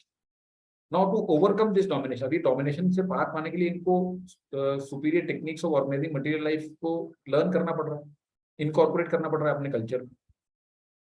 So this is a contradictory pull, that they have to accept the material aspect of it, but this could not mean that the imitation of West in every aspect of life. For them, the very distinction between West and East would vanish. The self identity of national culture would itself be threatened. So जो spiritual domain है, उसमें we cannot get dominated by colonial forces. So he's saying there were contradictory pulls, means in the material terms we accepted them because we had to incorporate them within our cultures, but in spiritual we did not, because that would have meant eliminating this distinction between East and West, right? So these are the contradictory pulls that he's talking. So I hope it is clear. Yes sir. हाँ, कि इसमें जो colonial power है उसके वो materially बहुत strong थे और इसलिए उन्होंने कब्जा कर लिया था, and then to counter that we had two pulls. We had to accept the material things to make our life better, but we could not accept them on the spiritual front. The discourse of nationalism shows that material spiritual distinction was condensed into an analogous but ideologically far more powerful dichotomy, that between outer and inner. So now इससे analogous एक और dichotomy थी. Sir discourse का क्या meaning है? हाँ, discourse मतलब basically any kind of debate or any kind of discussion or any kind of thesis or see, when you look at discourse, basically means that when you are going in depth analysis, you can say, okay. और sir discursive का क्या meaning होता है? वो भी मतलब discursive तो वही होता है ना, डिस्कर्सिव मतलब कि आप इधर-उधर की जब बातें करते हो, डिस्कर्स. So when you are moving from one subject to other subject, discursive उस तरह से होता है. अच्छा. तो डिस्कोर्स मतलब बेसिकली आप किसी भी तरह का अगर डिबेट कर रहे हो, ओके, या किसी भी तरह का कुछ एनालिसिस कर रहे हो, तो वो डिस्कोर्स है. तो अब इसमें एक आउटर और इनर करके भी एक डाइकोटमी आ गई है. Applying the outer inner distinction to matter of concrete day-to-day life separates social space into घर and बाहर. Okay, तो सर एनालॉगस का तो मतलब ये है ना कि एक वर्ड में उसको वो कर दिया. क्या चीज नहीं, एनालॉगस मतलब कि उसके जैसी मटेरियल स्पिरिचुअल जैसा एक और इन्होंने आइडियोलॉजी निकाली, outer and inner. See, what he's saying is that there was one ideology, material spiritual. That means material world में you accepted, spiritual not. Same thing. Now he's saying that there is a far more powerful ideology, inner outer. Okay, inner मतलब spiritual और outer मतलब material. Okay, it's concrete day-to-day living that separates into घर and बाहर, home and the world. World is external, domain of the material, home represents spiritual. That means you allow your outer to be ruled by British or follow their whatever they want you to follow, but inner you don't let your inner world be changed. Okay, your true identity remains the same. The world is a treacherous terrain of pursuit of material interest where practical consideration reigns supreme. It is the domination of male. Home in its essence must remain unaffected by the profane activities of material world, and women is its representation. तो inner जो है उसको women से represent किया है, बाहर जो है वो मेन से रिप्रेजेंट किया है. And so one gets an identification of social roles by gender to correspond with the separation of space, social space into girl and boy. That means there are two distinct roles being played here. The outer is being played by the man and inner is being played by the woman. The colonial situation and ideological response of nationalism to the critique of Indian tradition introduced an entirely new substance and affected their transformation. The material spiritual dichotomy to which the terms of world had acquired a very special significance in nationalist mind. The world where the European power had challenged the non-European and by virtue of superior multicultural had subjugated, but the nationalist asserted its fate to colonize the inner identity of the East, which lay in its distinctive and superior culture, okay, spiritual culture. The entire phase of national struggle, this crucial need was to protect, strengthen the inner core. So again, he is trying to now say that ये है कि हमने materially तो चलो ठीक है, आपने हमें हमारे ऊपर रूल कर रहे हो और हमारे ऊपर कब्जा कर लिया है, ठीक है, and the outside world was one place where you had challenged and you had by superior material culture subjugated them, but you failed to colonize our inner sense, okay, our inner essence you have failed to colonize, right? And therefore the nationalist struggle was to protect and preserve the inner core of national culture, its spiritual essence. And तो शुरू में क्या कह रहा है, ये जो शुरू की 2-3 लाइन है उसमें कहाँ पे? मतलब ये इसी third paragraph. हाँ Third paragraph. The colonial situation and ideological response of nationalism to the critique of Indian tradition introduced an entirely new substance. So ये basically उसको reiterate ही कर रहा है. He's just trying to sum up only the material spiritual dichotomy. Okay, this new substance to which world of form same चीज को reiterate कर रहा है. He's not telling you anything new here. Okay, he's just saying that the whole endeavor of the nationalists was to protect the inner sphere.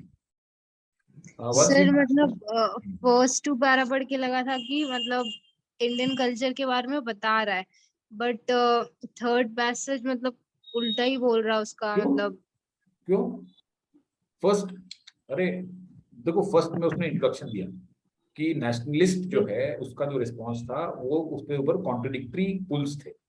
क्या contradictory pools थे? कि material space में तो they had to accept what European countries had to offer, but their own culture they could not accept anything of west because that would mean the distinction between west and east would vanish.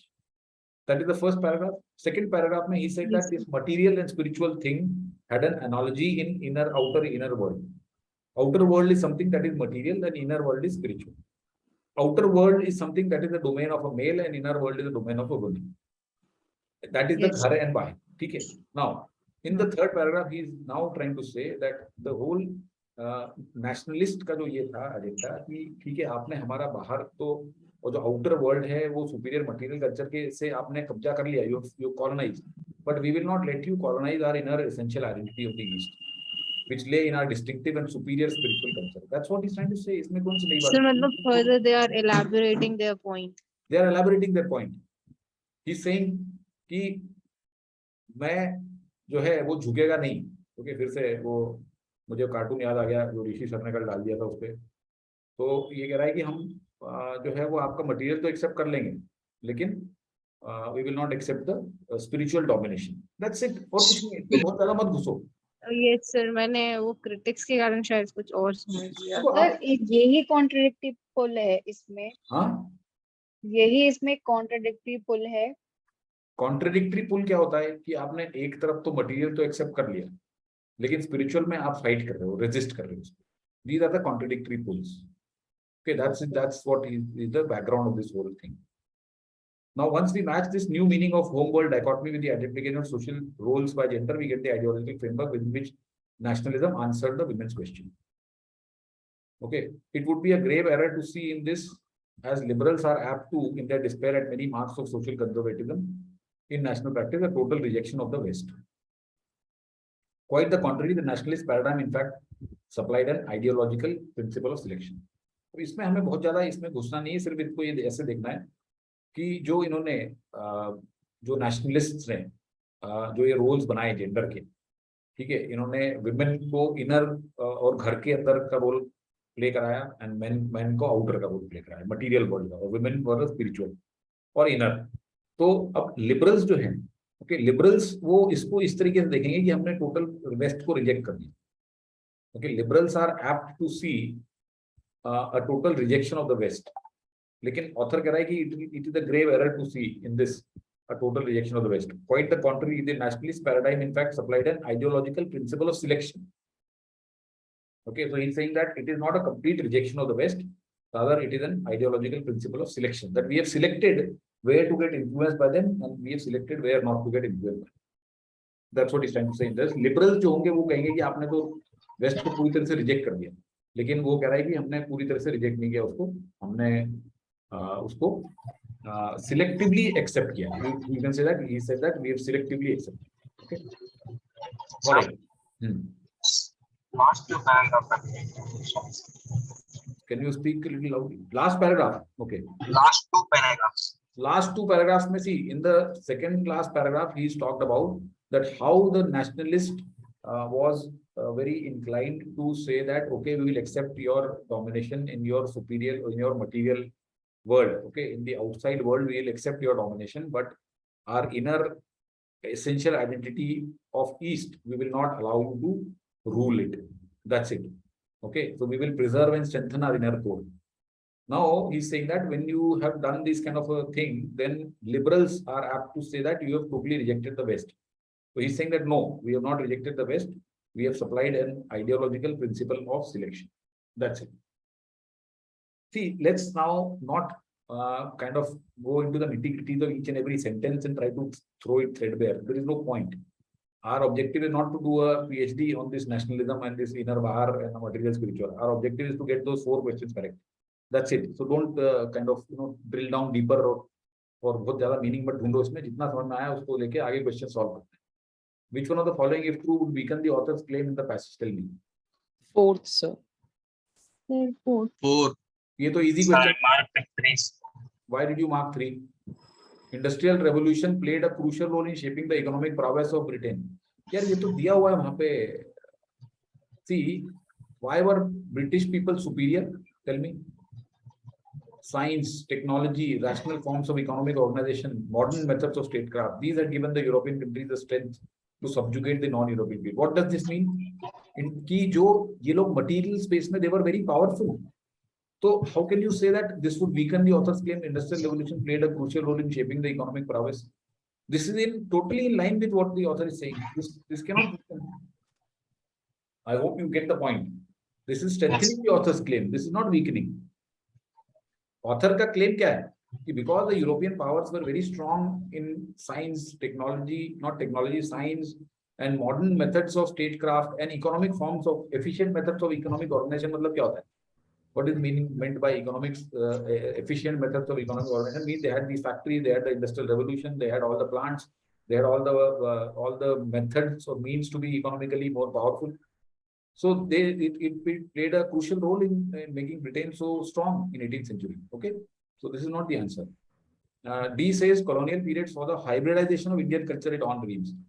यार this tells you जो भी हम बात कर रहे हैं nationalist बेचारा अपने कल्चर को बचाने के लिए बैठा हुआ है, अपनी आइडेंटिटी को प्रोटेक्ट करने के लिए बचा हुआ है, ये तो पूरा उल्टा हो गया. हाइब्रिडाइजेशन हो गया कल्चर का, वो मिल गया जाके वेस्ट से, तो ये तो पूरा पैसेज ही खत्म हो गया ना. मतलब वीकन क्या, ये तो डिस्ट्रॉय हो गया ऑथर का क्लेम इसमें पूरा. This weaken is putting it highly here. Sir मैंने इसमें ऑल रेल्म्स की वजह से इसे वीकन करा था, मतलब फोर्थ ही लगाया था, क्योंकि उसमें तो उसने सिर्फ मटेरियल वाला एक्सेप्ट करा था और यहाँ पे लिखा ऑल रेल्म्स. अरे यार एक मिनट, कल्चर को तो उसने वैसे भी अलग रखा था स्पिरिचुअल में, मटेरियल तो आएगा ही नहीं यहाँ पे. All realms, okay, culture in all realms means everywhere. See, this means that Indian culture was hybridized, means it mixed with the Western culture in all area. Realms means areas. उसको realms का कोई यहाँ पे मतलब नहीं है उस word का यहाँ पे, ठीक है. तो हाइब्रिडाइजेशन हो गया तो ये तो पूरा आर्गुमेंट ही उल्टा हो गया ना.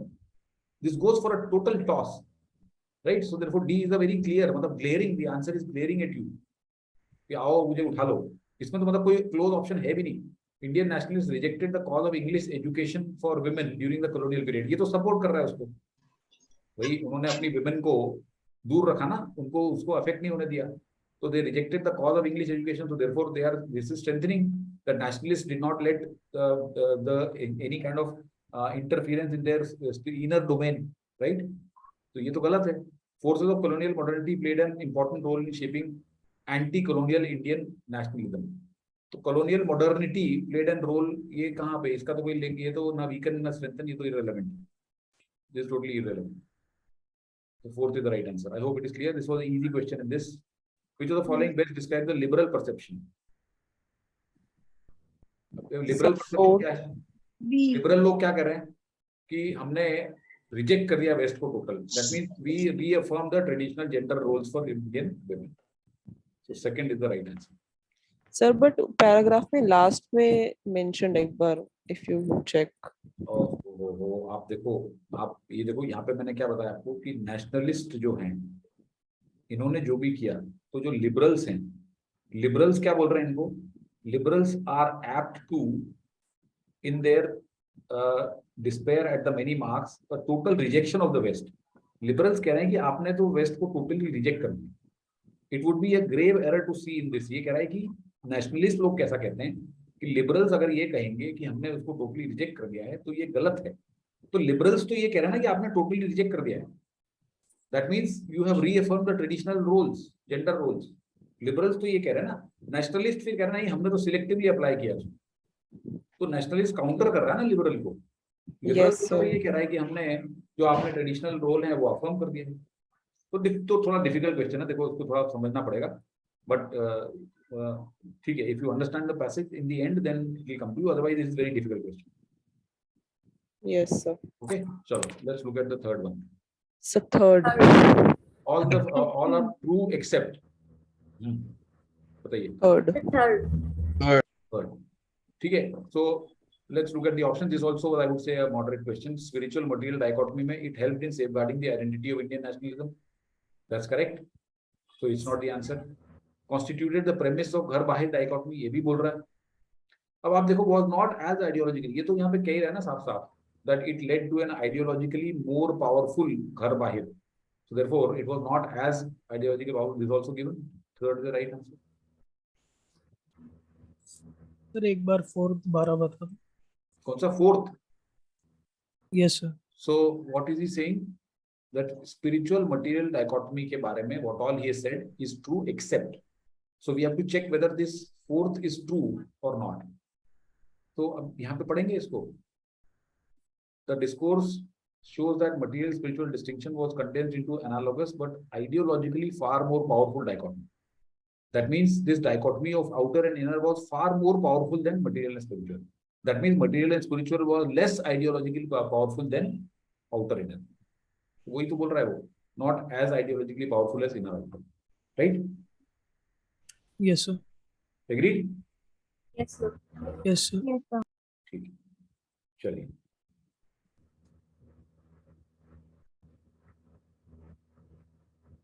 ये हो गया हमारा. Then when which one of the following explains the contradictory pulls? So third.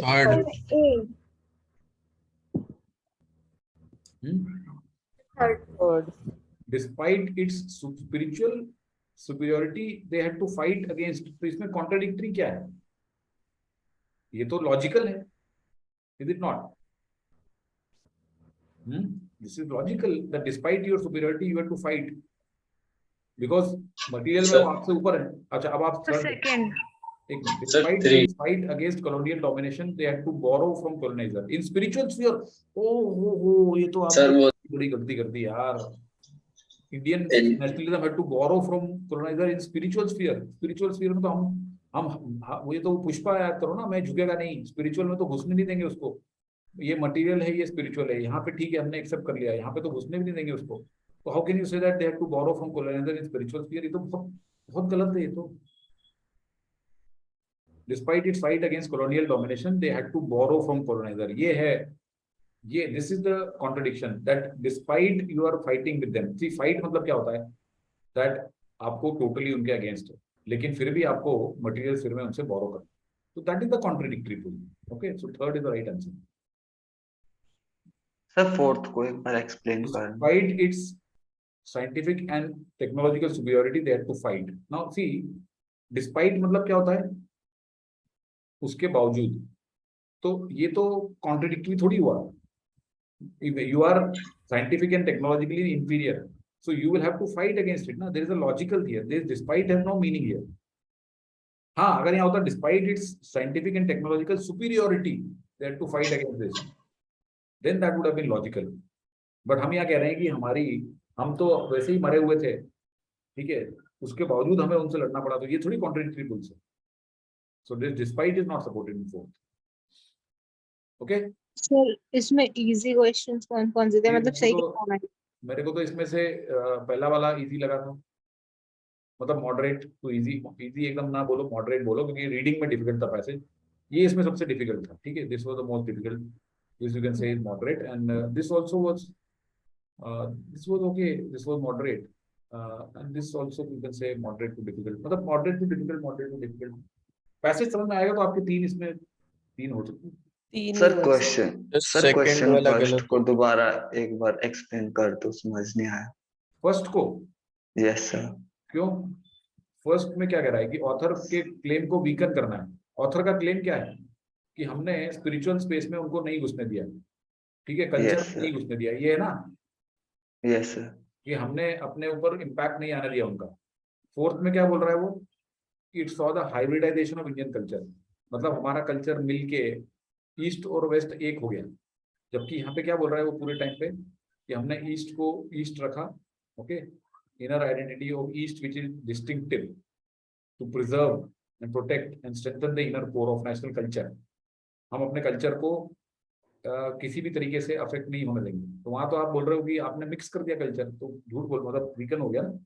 Sir फिर हाइब्रिड तो हो ही गया ना, कि हाइब्रिड हम क्या होता उनसे मतलब दो कल्चर का मिक्स हो तो गया. आप मिक्स करना चाह रहे हो क्या अपने कल्चर को उनसे, या अलग रखना चाह रहे हो?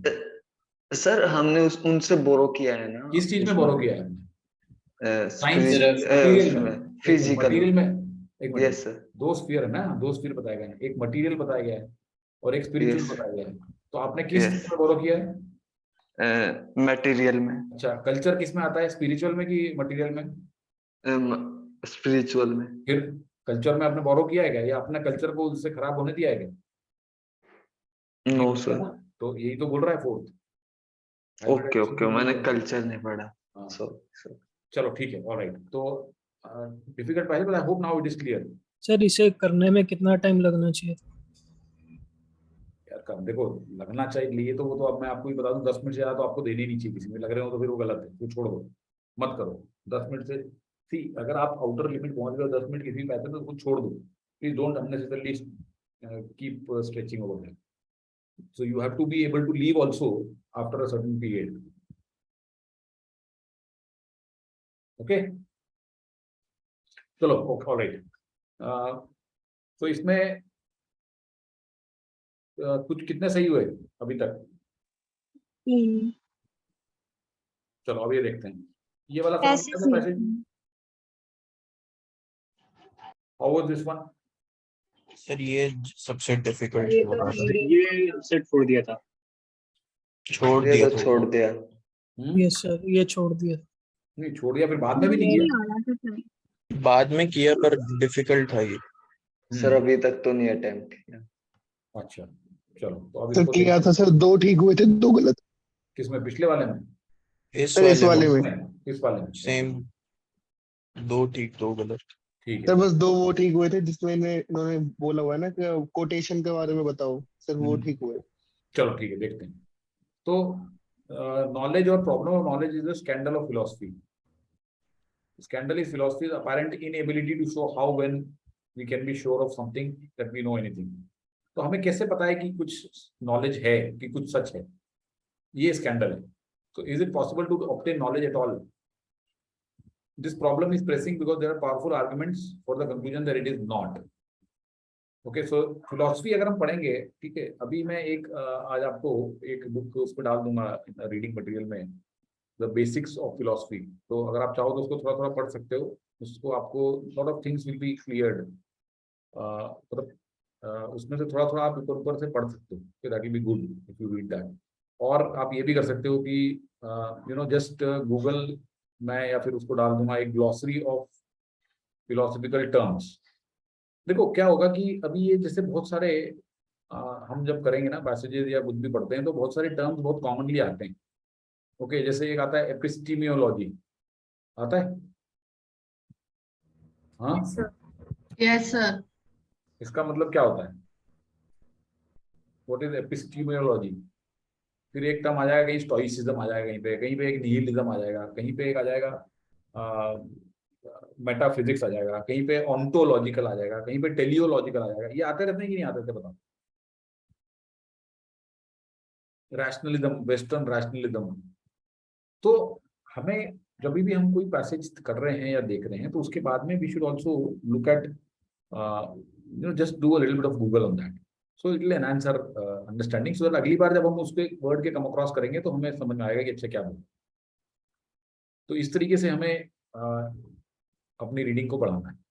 Okay, now let's look at this problem is pressing because there are powerful arguments for the conclusion that it is not. Scepticism is the skeleton in western rationalism's closet. इसका मतलब क्या हुआ कि स्केप्टिसिज्म जो है, स्केप्टिसिज्म मींस डाउटिंग, ये एक skeleton. What is the skeleton in the closet? ये एक टर्म होता है, इसका मतलब क्या होता है? Anybody knows? पुराने गलत काम। हाँ हाँ, पुराने गलत काम। हाँ, पुराने पाप। स्केलेटन इन क्लोजेट मींस कि something that you want to hide.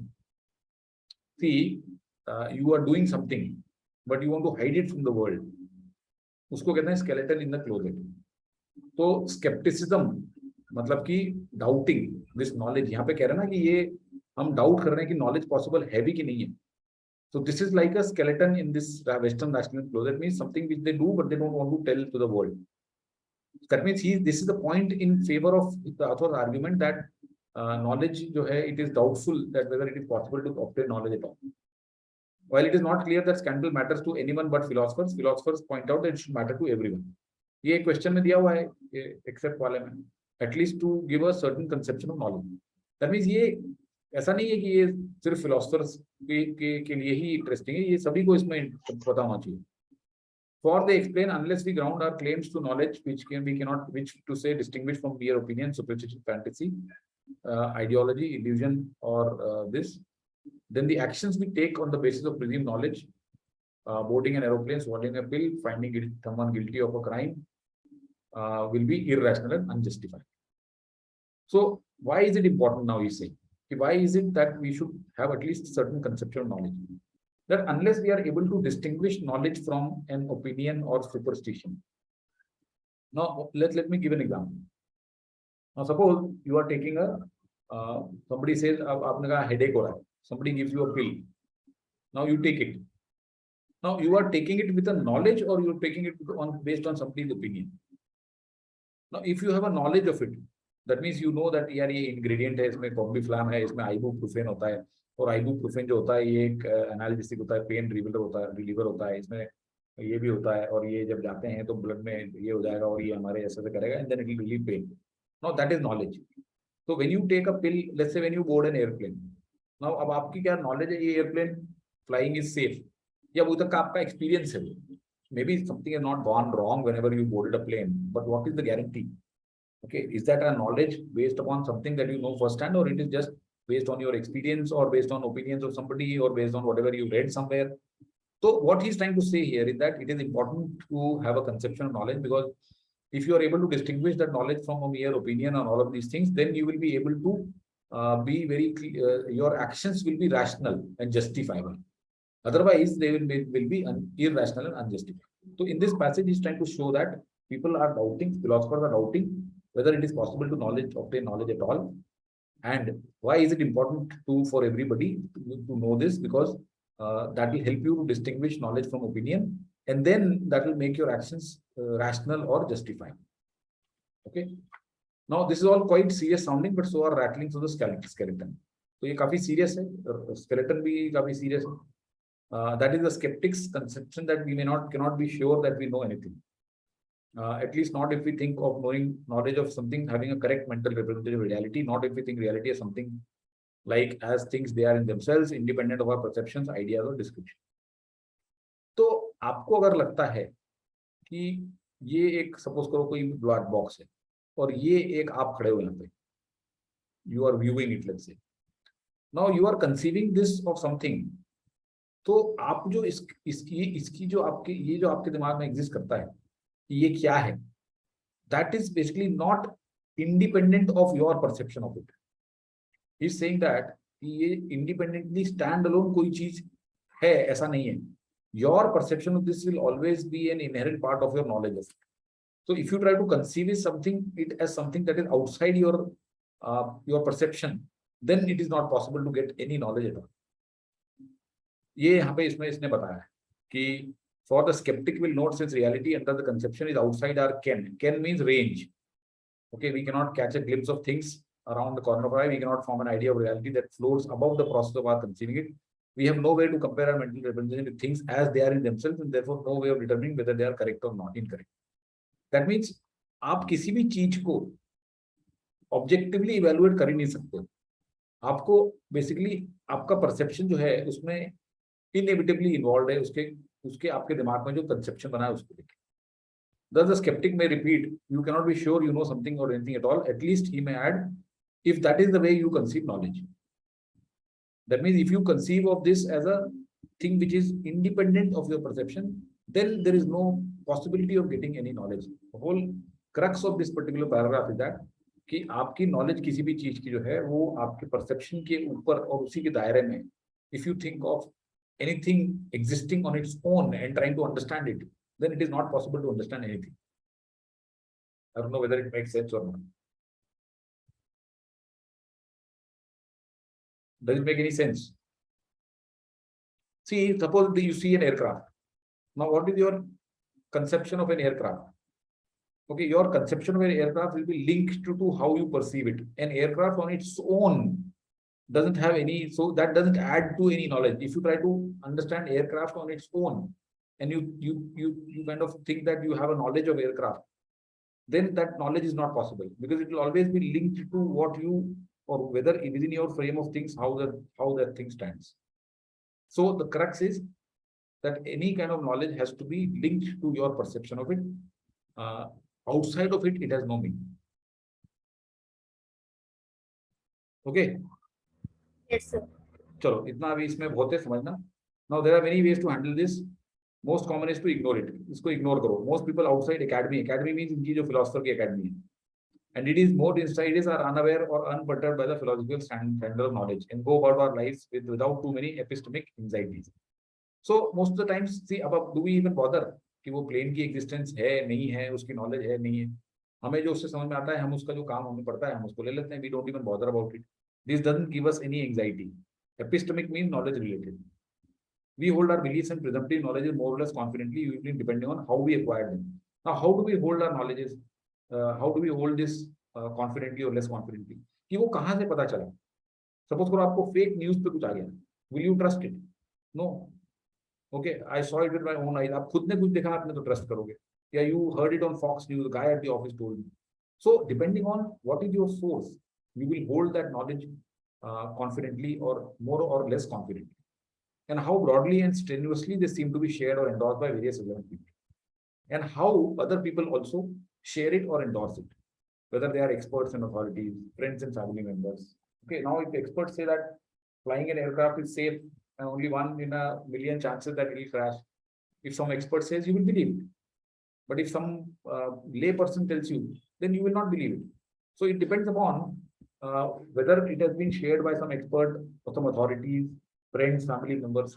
तो यहाँ पे बात चल रही है कि आप नॉलेज को कितना कॉन्फिडेंटली होल्ड कर सकते हो या कम और ज्यादा, डिपेंडिंग ऑन आपको कहाँ क्या सोर्स है उसका और कितने लोग उसको और वाइडली उसको एंडोर्स किया जाता है.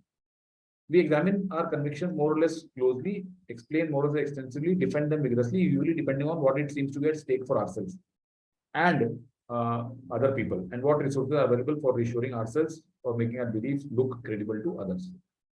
So हम अपने जो कन्विक्शंस हैं उसको मोर और लेस क्लोजली एग्जामिन करते हैं, उसको डिपेंड करते हैं depending on what seems to be at stake. That means how much of that is important to us and what resources we have for reassuring ourselves, how do we reassure ourselves and making our beliefs credible to others. Now suppose you make a claim to somebody. Okay, now how much credible you think that claim is. That means how much you can reassure others. Suppose करो कोई आपको doubt करने लगता है कि यार ये आप बोल रहे हो ये सच है कि झूठ है, तो आपके पास क्या रिसोर्सेज है उसको कन्विंस करने के लिए, राइट? तो उसी हिसाब से आप अपने जो भी आपके जो व्यूज हैं उसको डिफेंड करोगे मोर और लेस विगरसली। अगर आपके पास कोई व्यू ही नहीं है, अगर आपके पास कोई बेस ही नहीं है, तो आप क्या डिफेंड करोगे? क्योंकि आपने किसी से सुना था और आपने बता दिया और वो बोल रहा है यार ये तो सही है ही नहीं, तो आप उसको क्या डिफेंड करोगे? लेकिन आपने अगर कहीं पढ़ा है, किसी अच्छी चीज लोग किसी ने बताया आपको, then you will defend it more vigorously, right? So it depends upon how what kind of resources you have that will make you defend something more or less vigorously. Look here, it's right there on the page. Add up the figure yourself. I happen to be a Varc specialist. Okay. All right. So scandal of philosophy. I hope it's clear. इसमें main idea ये है कि knowledge as it is of anything outside of our perception or independent of our perception is not possible. That's the scandal of philosophy. And everybody has to be interested in it because that's how we separate our knowledge from different opinions, and our actions become justifiable and rational. And next is how we go about in our day-to-day lives, holding our views or defending them or trying to convince others, depending upon one is where we have gathered them, what is the source, and how what resources we have to make others convinced about this. Okay? क्या हो गया? एकदम चुप्पी छाई हुई है। आ गया sir. Yes sir. आ गया? Yes sir. पहले आया था कुछ? नहीं सर, थोड़ी बहुत सी आया था। अब चलो, हमें कुछ नहीं करना, इसके ऊपर पीएचडी नहीं करनी है, हमें क्वेश्चन आंसर करना है। That's our main objective. तो जितना भी आया आया, नहीं आया तो नहीं आया, कोई बात नहीं। Let us look at the questions. Author of the passage is most likely to support which of the following statements? Third P Delhi, Calcutta. चलो देखते हैं। Confidence with which we maintain something to be true is usually independent of the source of alleged truth. Is it true?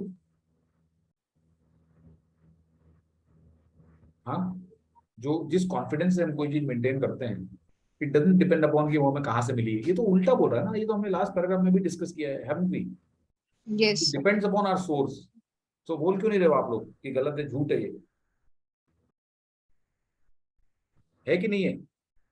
Yes sir.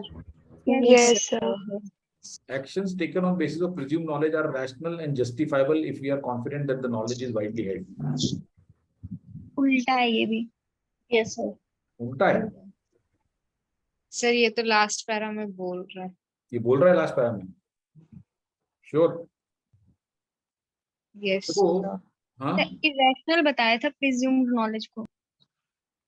देखो आप, ये जो है ना, ये एक बहुत जबरदस्त, जो कैट में ये जो आईएम के जो लोग ऑप्शन बनाते हैं ना, उनकी ये एक बहुत ही कॉमन टेक्निक है। इसको कहते हैं mixed up sentences. Okay, this is a very they use it very frequently to make wrong options. Okay, actions taken on basis of presumed knowledge are rational and justifiable. ये कहाँ पे दिया हुआ है? This is given in first paragraph. ये देखिए, actions, okay, taken on the basis, for example, they explain unless we ground our claims to knowledge we cannot distinguish, then the actions we take on the basis of presumed knowledge will be irrational and unjustifiable. ये उठाया इसने कहाँ से? First paragraph. और confident that knowledge is widely held, ये कहाँ से उठाया इसने? Last paragraph. ये लास्ट पैराग्राफ से। दोनों में कोई लिंक है क्या? No sir. no, ये उठा लिया इसने लास्ट से, ठीक है। That confident that knowledge is widely held, knowledge is widely held से तो हम उसको डिफेंड करते हैं। ये कह रहा है कि हम उसको मोर और लेस कॉन्फिडेंटली होल्ड करते हैं, depending upon how we acquired them और how broadly it is held. So first paragraph को और थर्ड पैराग्राफ को मिक्सअप करके बना option number 2, and that is why it is wrong. It looks, this option looks very attractive. अगर आप पढ़ोगे तो इसमें बड़ा लॉजिक लगता है कि नहीं लगता है? I don't know whether you are able to appreciate this or not, या आप लोगों का फ्यूज उड़ चुका है अभी तक, बत्ती गुल हो गई है, या कुछ समझ नहीं आ रहा है, क्या हो रहा है बताओ? कुछ कोई सर पार्टिसिपेंट बस रैशनल जस्टिफिकेबल से ही मैंने एलिमिनेट कर दिया था। किससे? जो रैशनल दिया हुआ है उसी से एलिमिनेट कर दिया था, क्योंकि ऊपर लिखा हुआ है इरेशनल और अनजस्टिफिकेबल। नहीं वैसे नहीं करना है ना, वो तो उसने उस तरीके से प्रेजेंट किया है कि unless we hold our beliefs, unless we can separate our beliefs from और opinions from knowledge, we can not justify our actions as rational. तो इरैशनल रैशनल देख के नहीं करना है, इसको देख के करना है कि ये पहले पैराग्राफ में है और ये तीसरे पैराग्राफ में है, और दोनों में कोई लिंक नहीं है। Okay sir. Scandal of philosophy is that we might know anything at all about reality if we think of reality as independent of our perceptions, ideas, or descriptions. Yes, that's what he's saying. Yes, मैं sir. आपको शुरू से बता रहा हूँ, उसका main idea यही है that we may not know anything if reality is independent of our perceptions, ideas, and descriptions. This is the right answer. For the skeptic, if we think of reality as independent, we should aim to know that reality independent तो पता चलेगी नहीं हमको, so this is wrong. Yes, sir. Okay. All right. Yes, sir. Let's look at next one. We sir cannot जो add. Questions वाले questions होते हैं, इनमें उस लाइन के आसपास भी मीनिंग होता है या उस लाइन से रिलेटेड जो हम बिटवीन द लाइंस पढ़ पाए वही है? क्योंकि कुछ नहीं, पैराग्राफ बिना कौन से वाले बोल रहे हो आप? ये कोटेशंस वाले। हाँ, तो सर कभी कभी नहीं टाइम होता तो वही वाले क्वेश्चंस हम देखते हैं जो इजीली मिल जाए कि इसका मतलब क्या, इसका मतलब क्या। सो अगर पैसेज नहीं पढ़ा तो चांसेस ज्यादा हैं गड़बड़ होने के या फिर सही आंसर निकलने के चांसेस हैं? जस्ट निकलने के चांसेस हैं, ओके बिल्कुल हैं, कि उसके आसपास पढ़ लो थोड़ा सा। Okay, that's a good strategy at times. We cannot, अभी हम देखते हैं इसमें हो सकता है क्या, let us evaluate. We cannot catch a glimpse of things in themselves around the corner of our eyes. We cannot form an idea of reality that floats. Which of the following statement best reflect the argument? बताइए। Sir, third. Sir, Calcutta. Eyesight. देखो यार, आप थोड़ा सा इसमें क्या है ना कि आप लिटरल इसमें घुस गए, आपने लिटरली ले लिया चीजों को, isn't it? सर कल जो हमने पैरासमरी करी थी ना, उसमें न्यू व्हीकल ऑफ माइक्रोप्लास्टिक्स था और ऑप्शन में एक था कि मोड ऑफ ट्रांसपोर्ट, तो वैसे सही लग रहा था, तो वो जान के दिया था उन्होंने ऐसा ही। नहीं देखो, यहाँ पे इन्होंने ये जो बताया है यहाँ पे कि ठीक है, ये जो इसने लिखा है यहाँ पे कि ये जो इसने बोला है ना कि अगर हमारी वो आईसाइट नहीं है वहां पे, eyesight is not the point here, eyesight is just used as one sense. आपको परसेप्शन की बात करनी है ना। अब आप देखो इसमें सेकंड और third option, see in any case यहाँ पे फर्स्ट और फोर्थ तो रूल आउट होगा। Okay, our knowledge of reality can not be merged with our process of conceiving, ये तो बिल्कुल ही झूठ बोल रहा है, उल्टा ही बोल रहा है। Okay, it has to be merged with our process of conceiving it. दूसरा, our knowledge of reality floats above our subjective perception of it, ये भी उल्टा बोल रहा है, ये तो बाहर हो गए। अब if the reality of things is independent of our perceptions, logically we cannot perceive that reality. यही तो बात हम कर रहे हैं शुरू से। This is the main crux, कि reality if it is independent then we cannot perceive that. But eyesight, just because यहाँ पे लिखा हुआ है on eyes, इसका मतलब नहीं है कि यहाँ पे eyesight हम चूज कर लेंगे, वो तो फिर बहुत ही लिटरल हो गया। Okay, so therefore second is the right answer. Sir इसमें जैसे सर इसमें जैसे मैं वन का आंसर जो हमने मार्क किया, थर्ड मार्क किया, तो उससे भी थोड़ा आइडिया मिल सकता है कि बिल्कुल उसी से आइडिया मिलेगा आपको। इसमें ये वही चीज तो दोहरा रहा है और क्या कर रहा है, he is just repeating it. इसमें अगर आप एक देखोगे कि इसमें दोनों क्वेश्चन, एक मेन आइडिया अगर आपको समझ में आ गया कि जो भी हमारी रियलिटी है, जो भी नॉलेज है, it is not independent of our perception. This one sentence if you have been able to understand out of this, then आपके दोनों क्वेश्चन ये हो जाते हैं। Is it not? Yes sir. Perception क्या होता है? सब्जेक्टिव परसेप्शन तो सब्जेक्टिव परसेप्शन मतलब कि आपका परसेप्शन मतलब क्या है? The way you interpret anything, yes way you perceive something. Perceive मतलब द व्यू, मतलब नॉट परसेप्शन इज नॉट, देखो perceive though it refers to eyesight, but आप जो भी चीज देखते हो उसको इंटरनली जब असिमुलेट करते हो तो क्या उससे आप इंटरप्रिटेशन निकालते हो, that is your perception, your view point. So your perception, okay, subjective perception, perception और सब्जेक्टिव परसेप्शन एक ही बात, ओके, इसमें कोई फर्क नहीं है। Perception will be your subjective perception only, okay, because everybody has his और हर ओन परसेप्शन, राइट। अगर ये 6 लिखा हुआ है तो इसको इधर से जो आदमी देख रहा है उसको 6 दिख रहा है, इधर से उसको 9 दिख रहा है, तो इसका परसेप्शन अलग है, उसका परसेप्शन अलग है। तो perception will be subjective only, that is why subjectivity has to come into play. अब ये 6 है कि 9 है, this reality can not be independent of our perception. ये बहुत बढ़िया एग्जांपल है, ये मुझे पहले बताना चाहिए था आपको कि इसमें रियलिटी क्या है, कि ये 6 है कि 9 है। ये तो आपने बहुत बार देखा होगा, इस तरह का एक ये घूमता रहता है। यस यस देखा है? सर सर परसेप्शन का मतलब नजरिया ना, चीजों को देखने हाँ, का। नजरिया, बिल्कुल सही, नजरिया। Yes. चलिए आगे चलते हैं। According to the last paragraph, we hold our belief and presumptive more or less confidently. Which of the following broadly captures? Fourth option. How we hold our beliefs and presumptive knowledges more or less confidently, usually depending on something. इसको देखो, ये भी ना, इसमें भी इसने बहुत चालाकी करी है, बहुत चालाकी करी है, ठीक है। अब देखो जैसे यहाँ पे है कि इसमें बी और डी में कंफ्यूजन हो सकता है, राइट।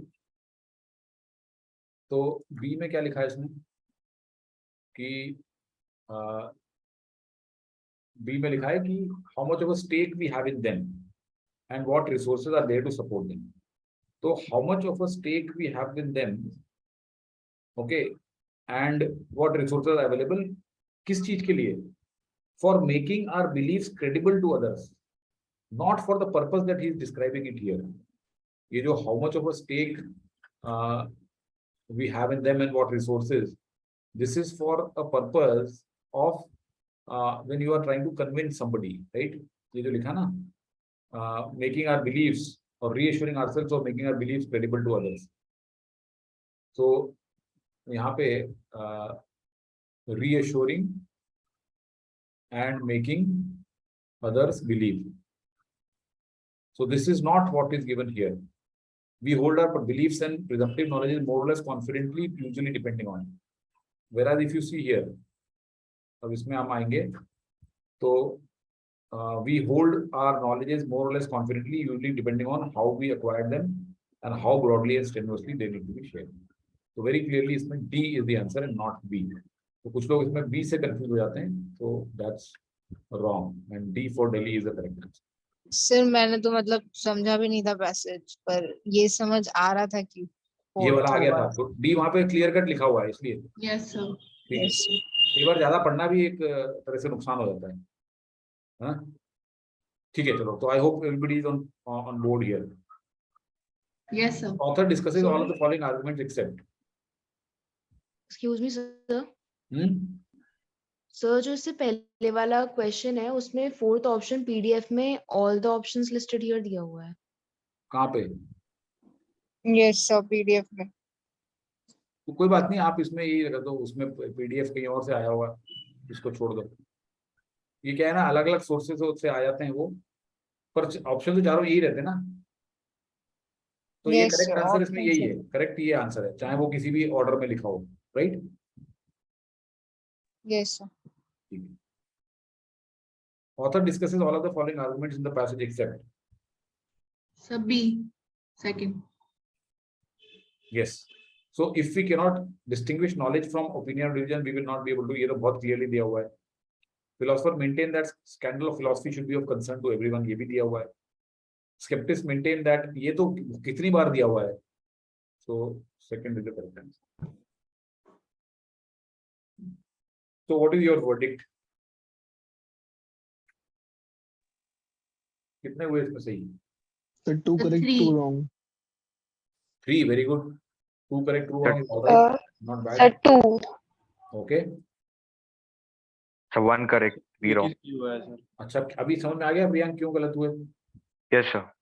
समझ में ही नहीं आया था पैसेज इतना अच्छे से, जल्दबाजी में लगाए थे। ठीक है, कोई बात नहीं, कोई बात नहीं। तो अब ये बताओ, चलो देखो, आज तो अभी हमारे 2 ही पैसेज हुए, अभी 2 करने का टाइम है नहीं। उन 2 में आपके कितने करेक्ट हुए, नहीं हुए? दोनों के दोनों पूरे पूरे हो गए करेक्ट। वो वाले? हाँ, वो दोनों ही अटेम्प्ट करे थे मैंने पहले। ठीक है, और वो दोनों हो गए करेक्ट। ठीक है, बाकी प्रयाग आपके? सर उसमें से एक अटेम्प्ट किया था, एक नहीं किया था। ओके, तो आपने एक कौन सा इनमें से किया था?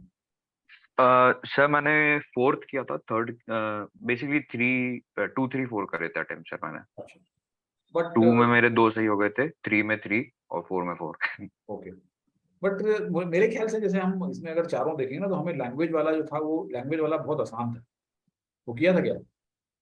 हाँ सर, वो Yes, आसान था sir. तो आखिरी में किया था। अच्छा, और एक ट्रूथ एंड फिक्शन वाला भी आसान ही था, वो मुश्किल Yes, नहीं था। sir. Yes, sir, वो भी आसान था।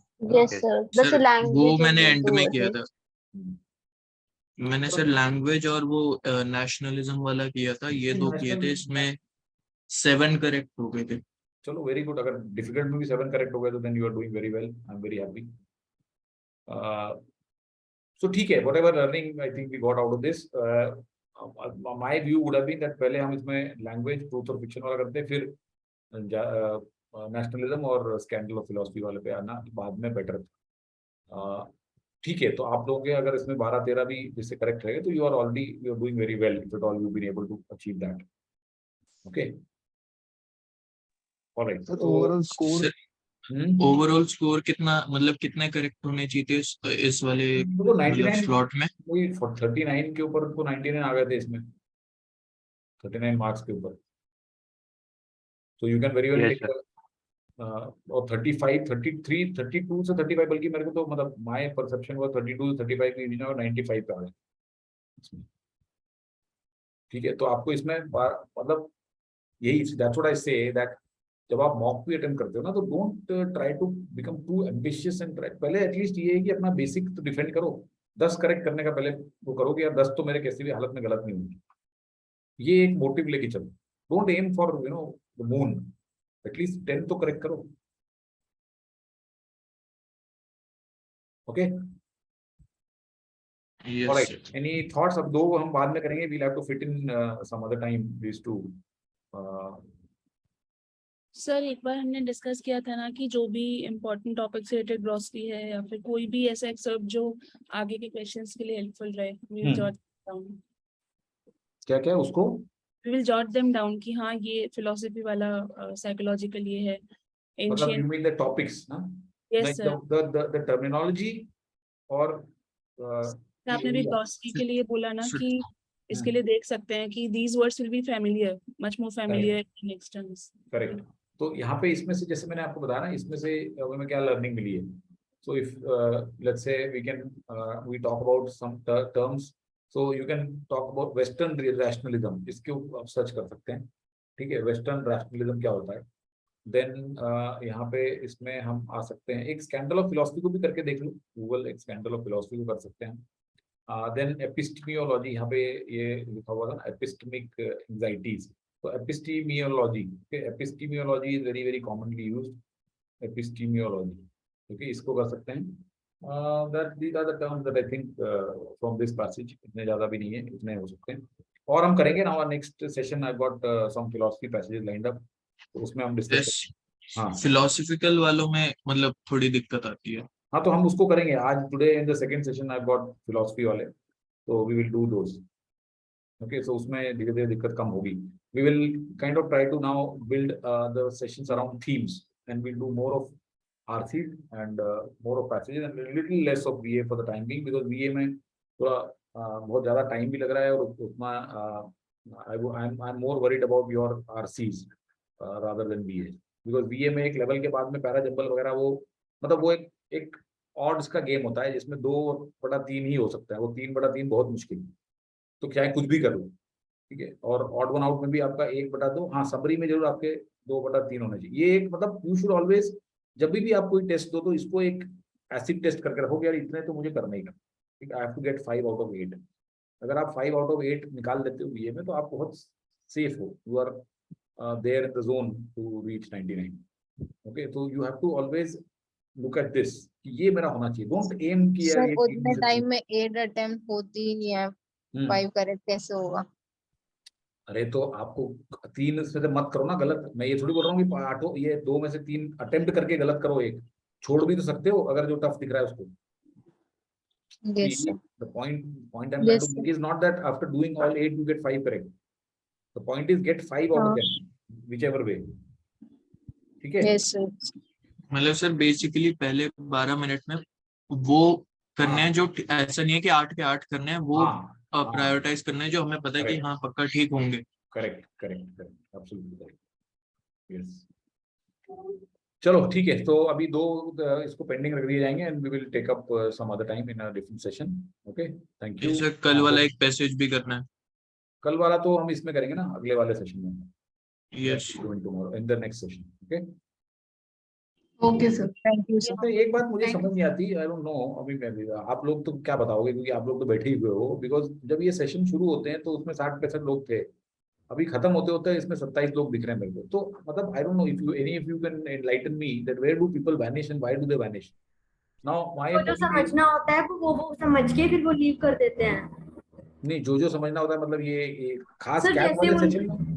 Yes, a cat Yes, one session sir. में particularly. अच्छा, बाकी वो अच्छा नहीं, लेकिन ये चीज दूसरे में भी होती है जो हमारे बीआरसी के सेशन तो में दूसरों का तो नहीं पता, लेकिन इसमें तो हाँ। मेरी एक दो से बात हुई तो वो उन्होंने यही बोला था कि हमारा जो डाउट होता है हम वो लेके लीव कर देते हैं। अच्छा अच्छा, ओके ओके, नहीं तो चलो, मैं 2-4 लोग तो समझ सकता हूँ कि जिनको थोड़े से डाउट होंगे, लेकिन इतने ज्यादा लोगों को 2-4 डाउट होंगे, ये मुझे डाउटफुल लगता है।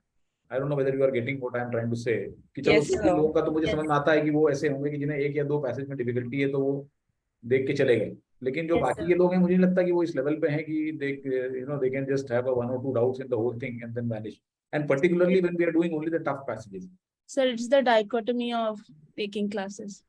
डाइकोटमी मतलब आई डोंट अंडरस्टैंड कि आप मतलब क्या चाहते हो। देखो, हम जब डिफिकल्ट पैसेज इस तरह के डिस्कस कर रहे हैं तो आपको सब कुछ छोड़ के भी प्रेजेंट रहना चाहिए, बिकॉज इसी में से लर्निंग मिलती है ना। आसान पैसेजेस करके उसमें क्या लर्निंग मिलती है, जो आपसे भी हो गए हमसे भी हो गए, उसमें क्या सीखा। So we need to learn from these. So I just want to understand that whether, see, my point is not that I want to hold anybody back, because everybody has got a lot of priorities and a lot of things to do. But my point is that if whatever we are doing doesn't make sense or is not is not very useful, then we can refine it, or because ये time की class नहीं है ना कि हमें इतने class इतने session करने ही है, ये वाले इतने तो ये शेड्यूल बन गया भैया कि मेरे को 3 डीआर की क्लास लेनी पड़ेगी और मुझे 10 ग्रामर की क्लास लेनी, ऐसा नहीं है ना। हमें तो टेलर मेड करना है इसको। तो अगर आपको कोई ऐसा इनपुट्स हैं तो आप प्लीज शेयर करिए कि what can, let's say if it all it is less relevant और if it all it can be made better, तो please give your opinion, that's what I am saying. नहीं sir, important तो बहुत है ये cat के sir बस paper. एक सजेशन था। हाँ हाँ, सर बोलो होता क्या है, मेरे को जो लगता है जो रीजन लोग छोड़ देते हैं सर, क्योंकि बहुत एग्जॉस्टिंग हो जाता है sir. If you think about it, पहली हमारी क्लास थोड़ा सा दिन के एंड में रहती है, राइट, और जो कॉन्ड भी कर रहे हैं सर वो तो 5:30-6 बजे से एक्टिव रहते हैं। तो ये तो सर अगर हम इनको हमारा वैसे भी सर टाइम हमें कम पड़ जाता है, हम इतना सारा डिस्कस करना रहता है, तो आई हैव अ सजेशन कि सर आप पहले इसको क्यूरेट कर दिया करिए कि ये मेरे हिसाब से डिफिकल्ट था और ये इजी था, और हम सिर्फ डिफिकल्ट को अटैक करें तो सर। आज वही तो किया, लेकिन हमने today we did that only, we didn't attempt the next the other two passages, but I Yes, take sir. your So- point. Yes. नहीं, I take your point, I take your point. Sir अगर ये exhaustive भी हैं, they are meant to be in such way, जब हमें समझ में नहीं आया पूरे टाइम में तो ये पोर्शन ही वही है कि पूरे क्रक्स निकाल के आते हैं 2 घंटे में। It is worth it. तो ऐसा कुछ नहीं है सर कि चलो ठीक है, we'll keep anyway, we'll keep moving, we'll see if at all, but अभी तो सर अभी फिलहाल आप भेजोगे क्या बीए के क्वेश्चंस करने के लिए? नहीं, आज बीए नहीं करेंगे हम, आज उसमें आरसी करेंगे हम, ठीक है। ओके सर, ठीक है। Today we are not doing BA. Excuse me sir, इस वाले पेपर में कितने करेक्ट होने चाहिए थे? भाई देखो, आपके 10 से 12, तो अगर आप 95 परसेंटाइल एम कर रहे हो तो आपके 12 करीब करेक्ट होने चाहिए। कितने ओके हुए? Sir I sir got 8 10 correct. 10 तो वेरी गुड, 9 9 भी अच्छा है, वेरी गुड। सर 9 करेक्ट होएगा, नेगेटिव बहुत हो करेक्ट गए। But I So 9. चलो ठीक है, 12 ये सर मैं tough 2 था, याद से कर tough। पाया था, लेकिन कौन सी, वो दो पहली दो? No sir, first and fourth. अच्छा ओके, चलो कोई नहीं, आप मैं बाकी भी की 2 ही आरसी कर पाया था। नहीं, जो बाकी की बची उसको भी करके देखो ना फिर आप। बट आपके यस अगर सर, दो में ही कर ली। दो में ही सात सात सही हो गए तो बहुत अच्छा है फिर आपका। देन देयर इज इससे नथिंग, 2 में 7 हो गए थे। तो then there is nothing to worry, then they done well. Sir total मेरा स्कोर था 8। क्यों? सर वो 2 आरसी अटेम्प्ट कर पाया था। नहीं, तो आप 2 आरसी अटेम्प्ट कर पाए, तो बाकी बीए जरा ही नहीं करा क्या आपने? सर वीए में 4 करेक्ट थे मेरे, और मैंने एक छोड़ दिया था। ओके, तो मतलब कितना आपने नेगेटिव बहुत ज्यादा हो गई, ये बोल रहे हो? सर हाँ, आरसी में सर दोनों में 2-2 करेक्ट थे और 2-2 रॉन्ग थे। ओके, तो देखो 2 आरसी करना और फिर उसमें 2-2 करेक्ट ही करना, वो थोड़ा सा फिर कम पड़ जाएगा आपको। ठीक है, आपको थोड़ा सा फिर उसमें इम्प्रूव करना पड़ेगा कि खाली 2 आरसी अगर आप कर रहे हो तो आपको फिर तो मतलब 6 तो उसमें से करेक्ट मिलने ही चाहिए ना, क्योंकि अगर हम बात कर रहे हैं कि 6 यहाँ से लेने हैं और 5 हमें बीए से लेने हैं, तो 11 तक आएगा तो हमारा एक डिसेंट रिस्पेक्टेबल स्कोर खड़ा हो सकता है। तो आपको अगर 2 ही पैसेज कर रहे हो तो फिर आपको मतलब you don't have the luxury की वहाँ पे आप 2 ही करेक्ट करो। ओके, तो वो आपको देखना पड़ेगा कि कौन से आपने करा है। गलत आरसी पकड़ ली, कौन सी आरसी पकड़ ली थी आपने? सर गलत आरसी पकड़ ली थी तो मैंने। फिर गलत आरसी सर पकड़ फर्स्ट लो तो फिर तो गड़बड़ होगी ना यार। गलत फर्स्ट आरसी पकड़ वाली के से छोड़ना भी मैंने तो सीखना चाहिए, ये भी तो इम्पोर्टेंट यस है। सर। देखो, अगर मैं मेरे जैसा आदमी मतलब ये पढ़ना लगेगा नॉलेज ऑफ फिलोसफी, तो इसको सबसे पहले मैं तो सबसे बोलूंगा इसको तो एंड में करूँ। ठीक है, ये तो देखते सी इसकी मैं 2-3 सेंटेंस पढ़ने के बाद में बोलूंगा इसके एंड में पढ़ूँ। और यस सर। नेशनलिज्म वाला भी मैं पढ़ूंगा, जैसे ही framework of contradictory pull ideology national blah इसको भी बाद में करेंगे। ठीक है, अभी आ गया truth conveys power, this power means on one hand power means, इससे रिलेट कर सकते हैं। एटम बॉम्ब लिखा हुआ है, उसके नाउन्स के ऊपर ध्यान दो ना। आप देखो, जब आप एक पैसेज पढ़ना शुरू करते हो तो go to the nouns what are given there. ये नाउन्स अगर आपको कॉन्क्रीट लगते हैं, एटम बॉम्ब, ब्रिजेस, ये चीजें दिखा है, तो आपको लगेगा हाँ यार ये तो मुझे पता है, तो इसको कंटिन्यू रखो। अब आपने यहाँ पे नेशनलिस्ट आइडियोलॉजी, कॉन्ट्रडिक्टरी पुल्स, इसमें कुछ पकड़ आ रहा है क्या? कुछ चीज है क्या? कोई कॉन्क्रीट चीज है क्या? नहीं है, तो इसको बाद में करो। अब ये मेरे लैंग्वेज वाला है, वर्ड्स लैंग्वेजेस आर, ये लैंग्वेज से तो हम generally we are all aware of languages, right. Print online लिखा हुआ है, online again is a grammar, तो ये भी हमें पता है कॉन्क्रीट चीज है, इसको पकड़ सकते हैं। तो ऐसे आप डिसाइड करो ना। ये और ट्रूथ वाले में मेरा एक ही करेक्ट हुआ, सभी इसमें गलत हो गई। ये ट्रूथ वाला पैसेज है जो। अच्छा, चलो कोई नहीं, ट्रूथ वाले को भी हम डिस्कस करेंगे, ठीक, विल डिस्कस। चलो, all right guys, see you in the next one. Thank you, bye bye. Thank you sir. Thank you sir. Thank you sir. Thank you sir.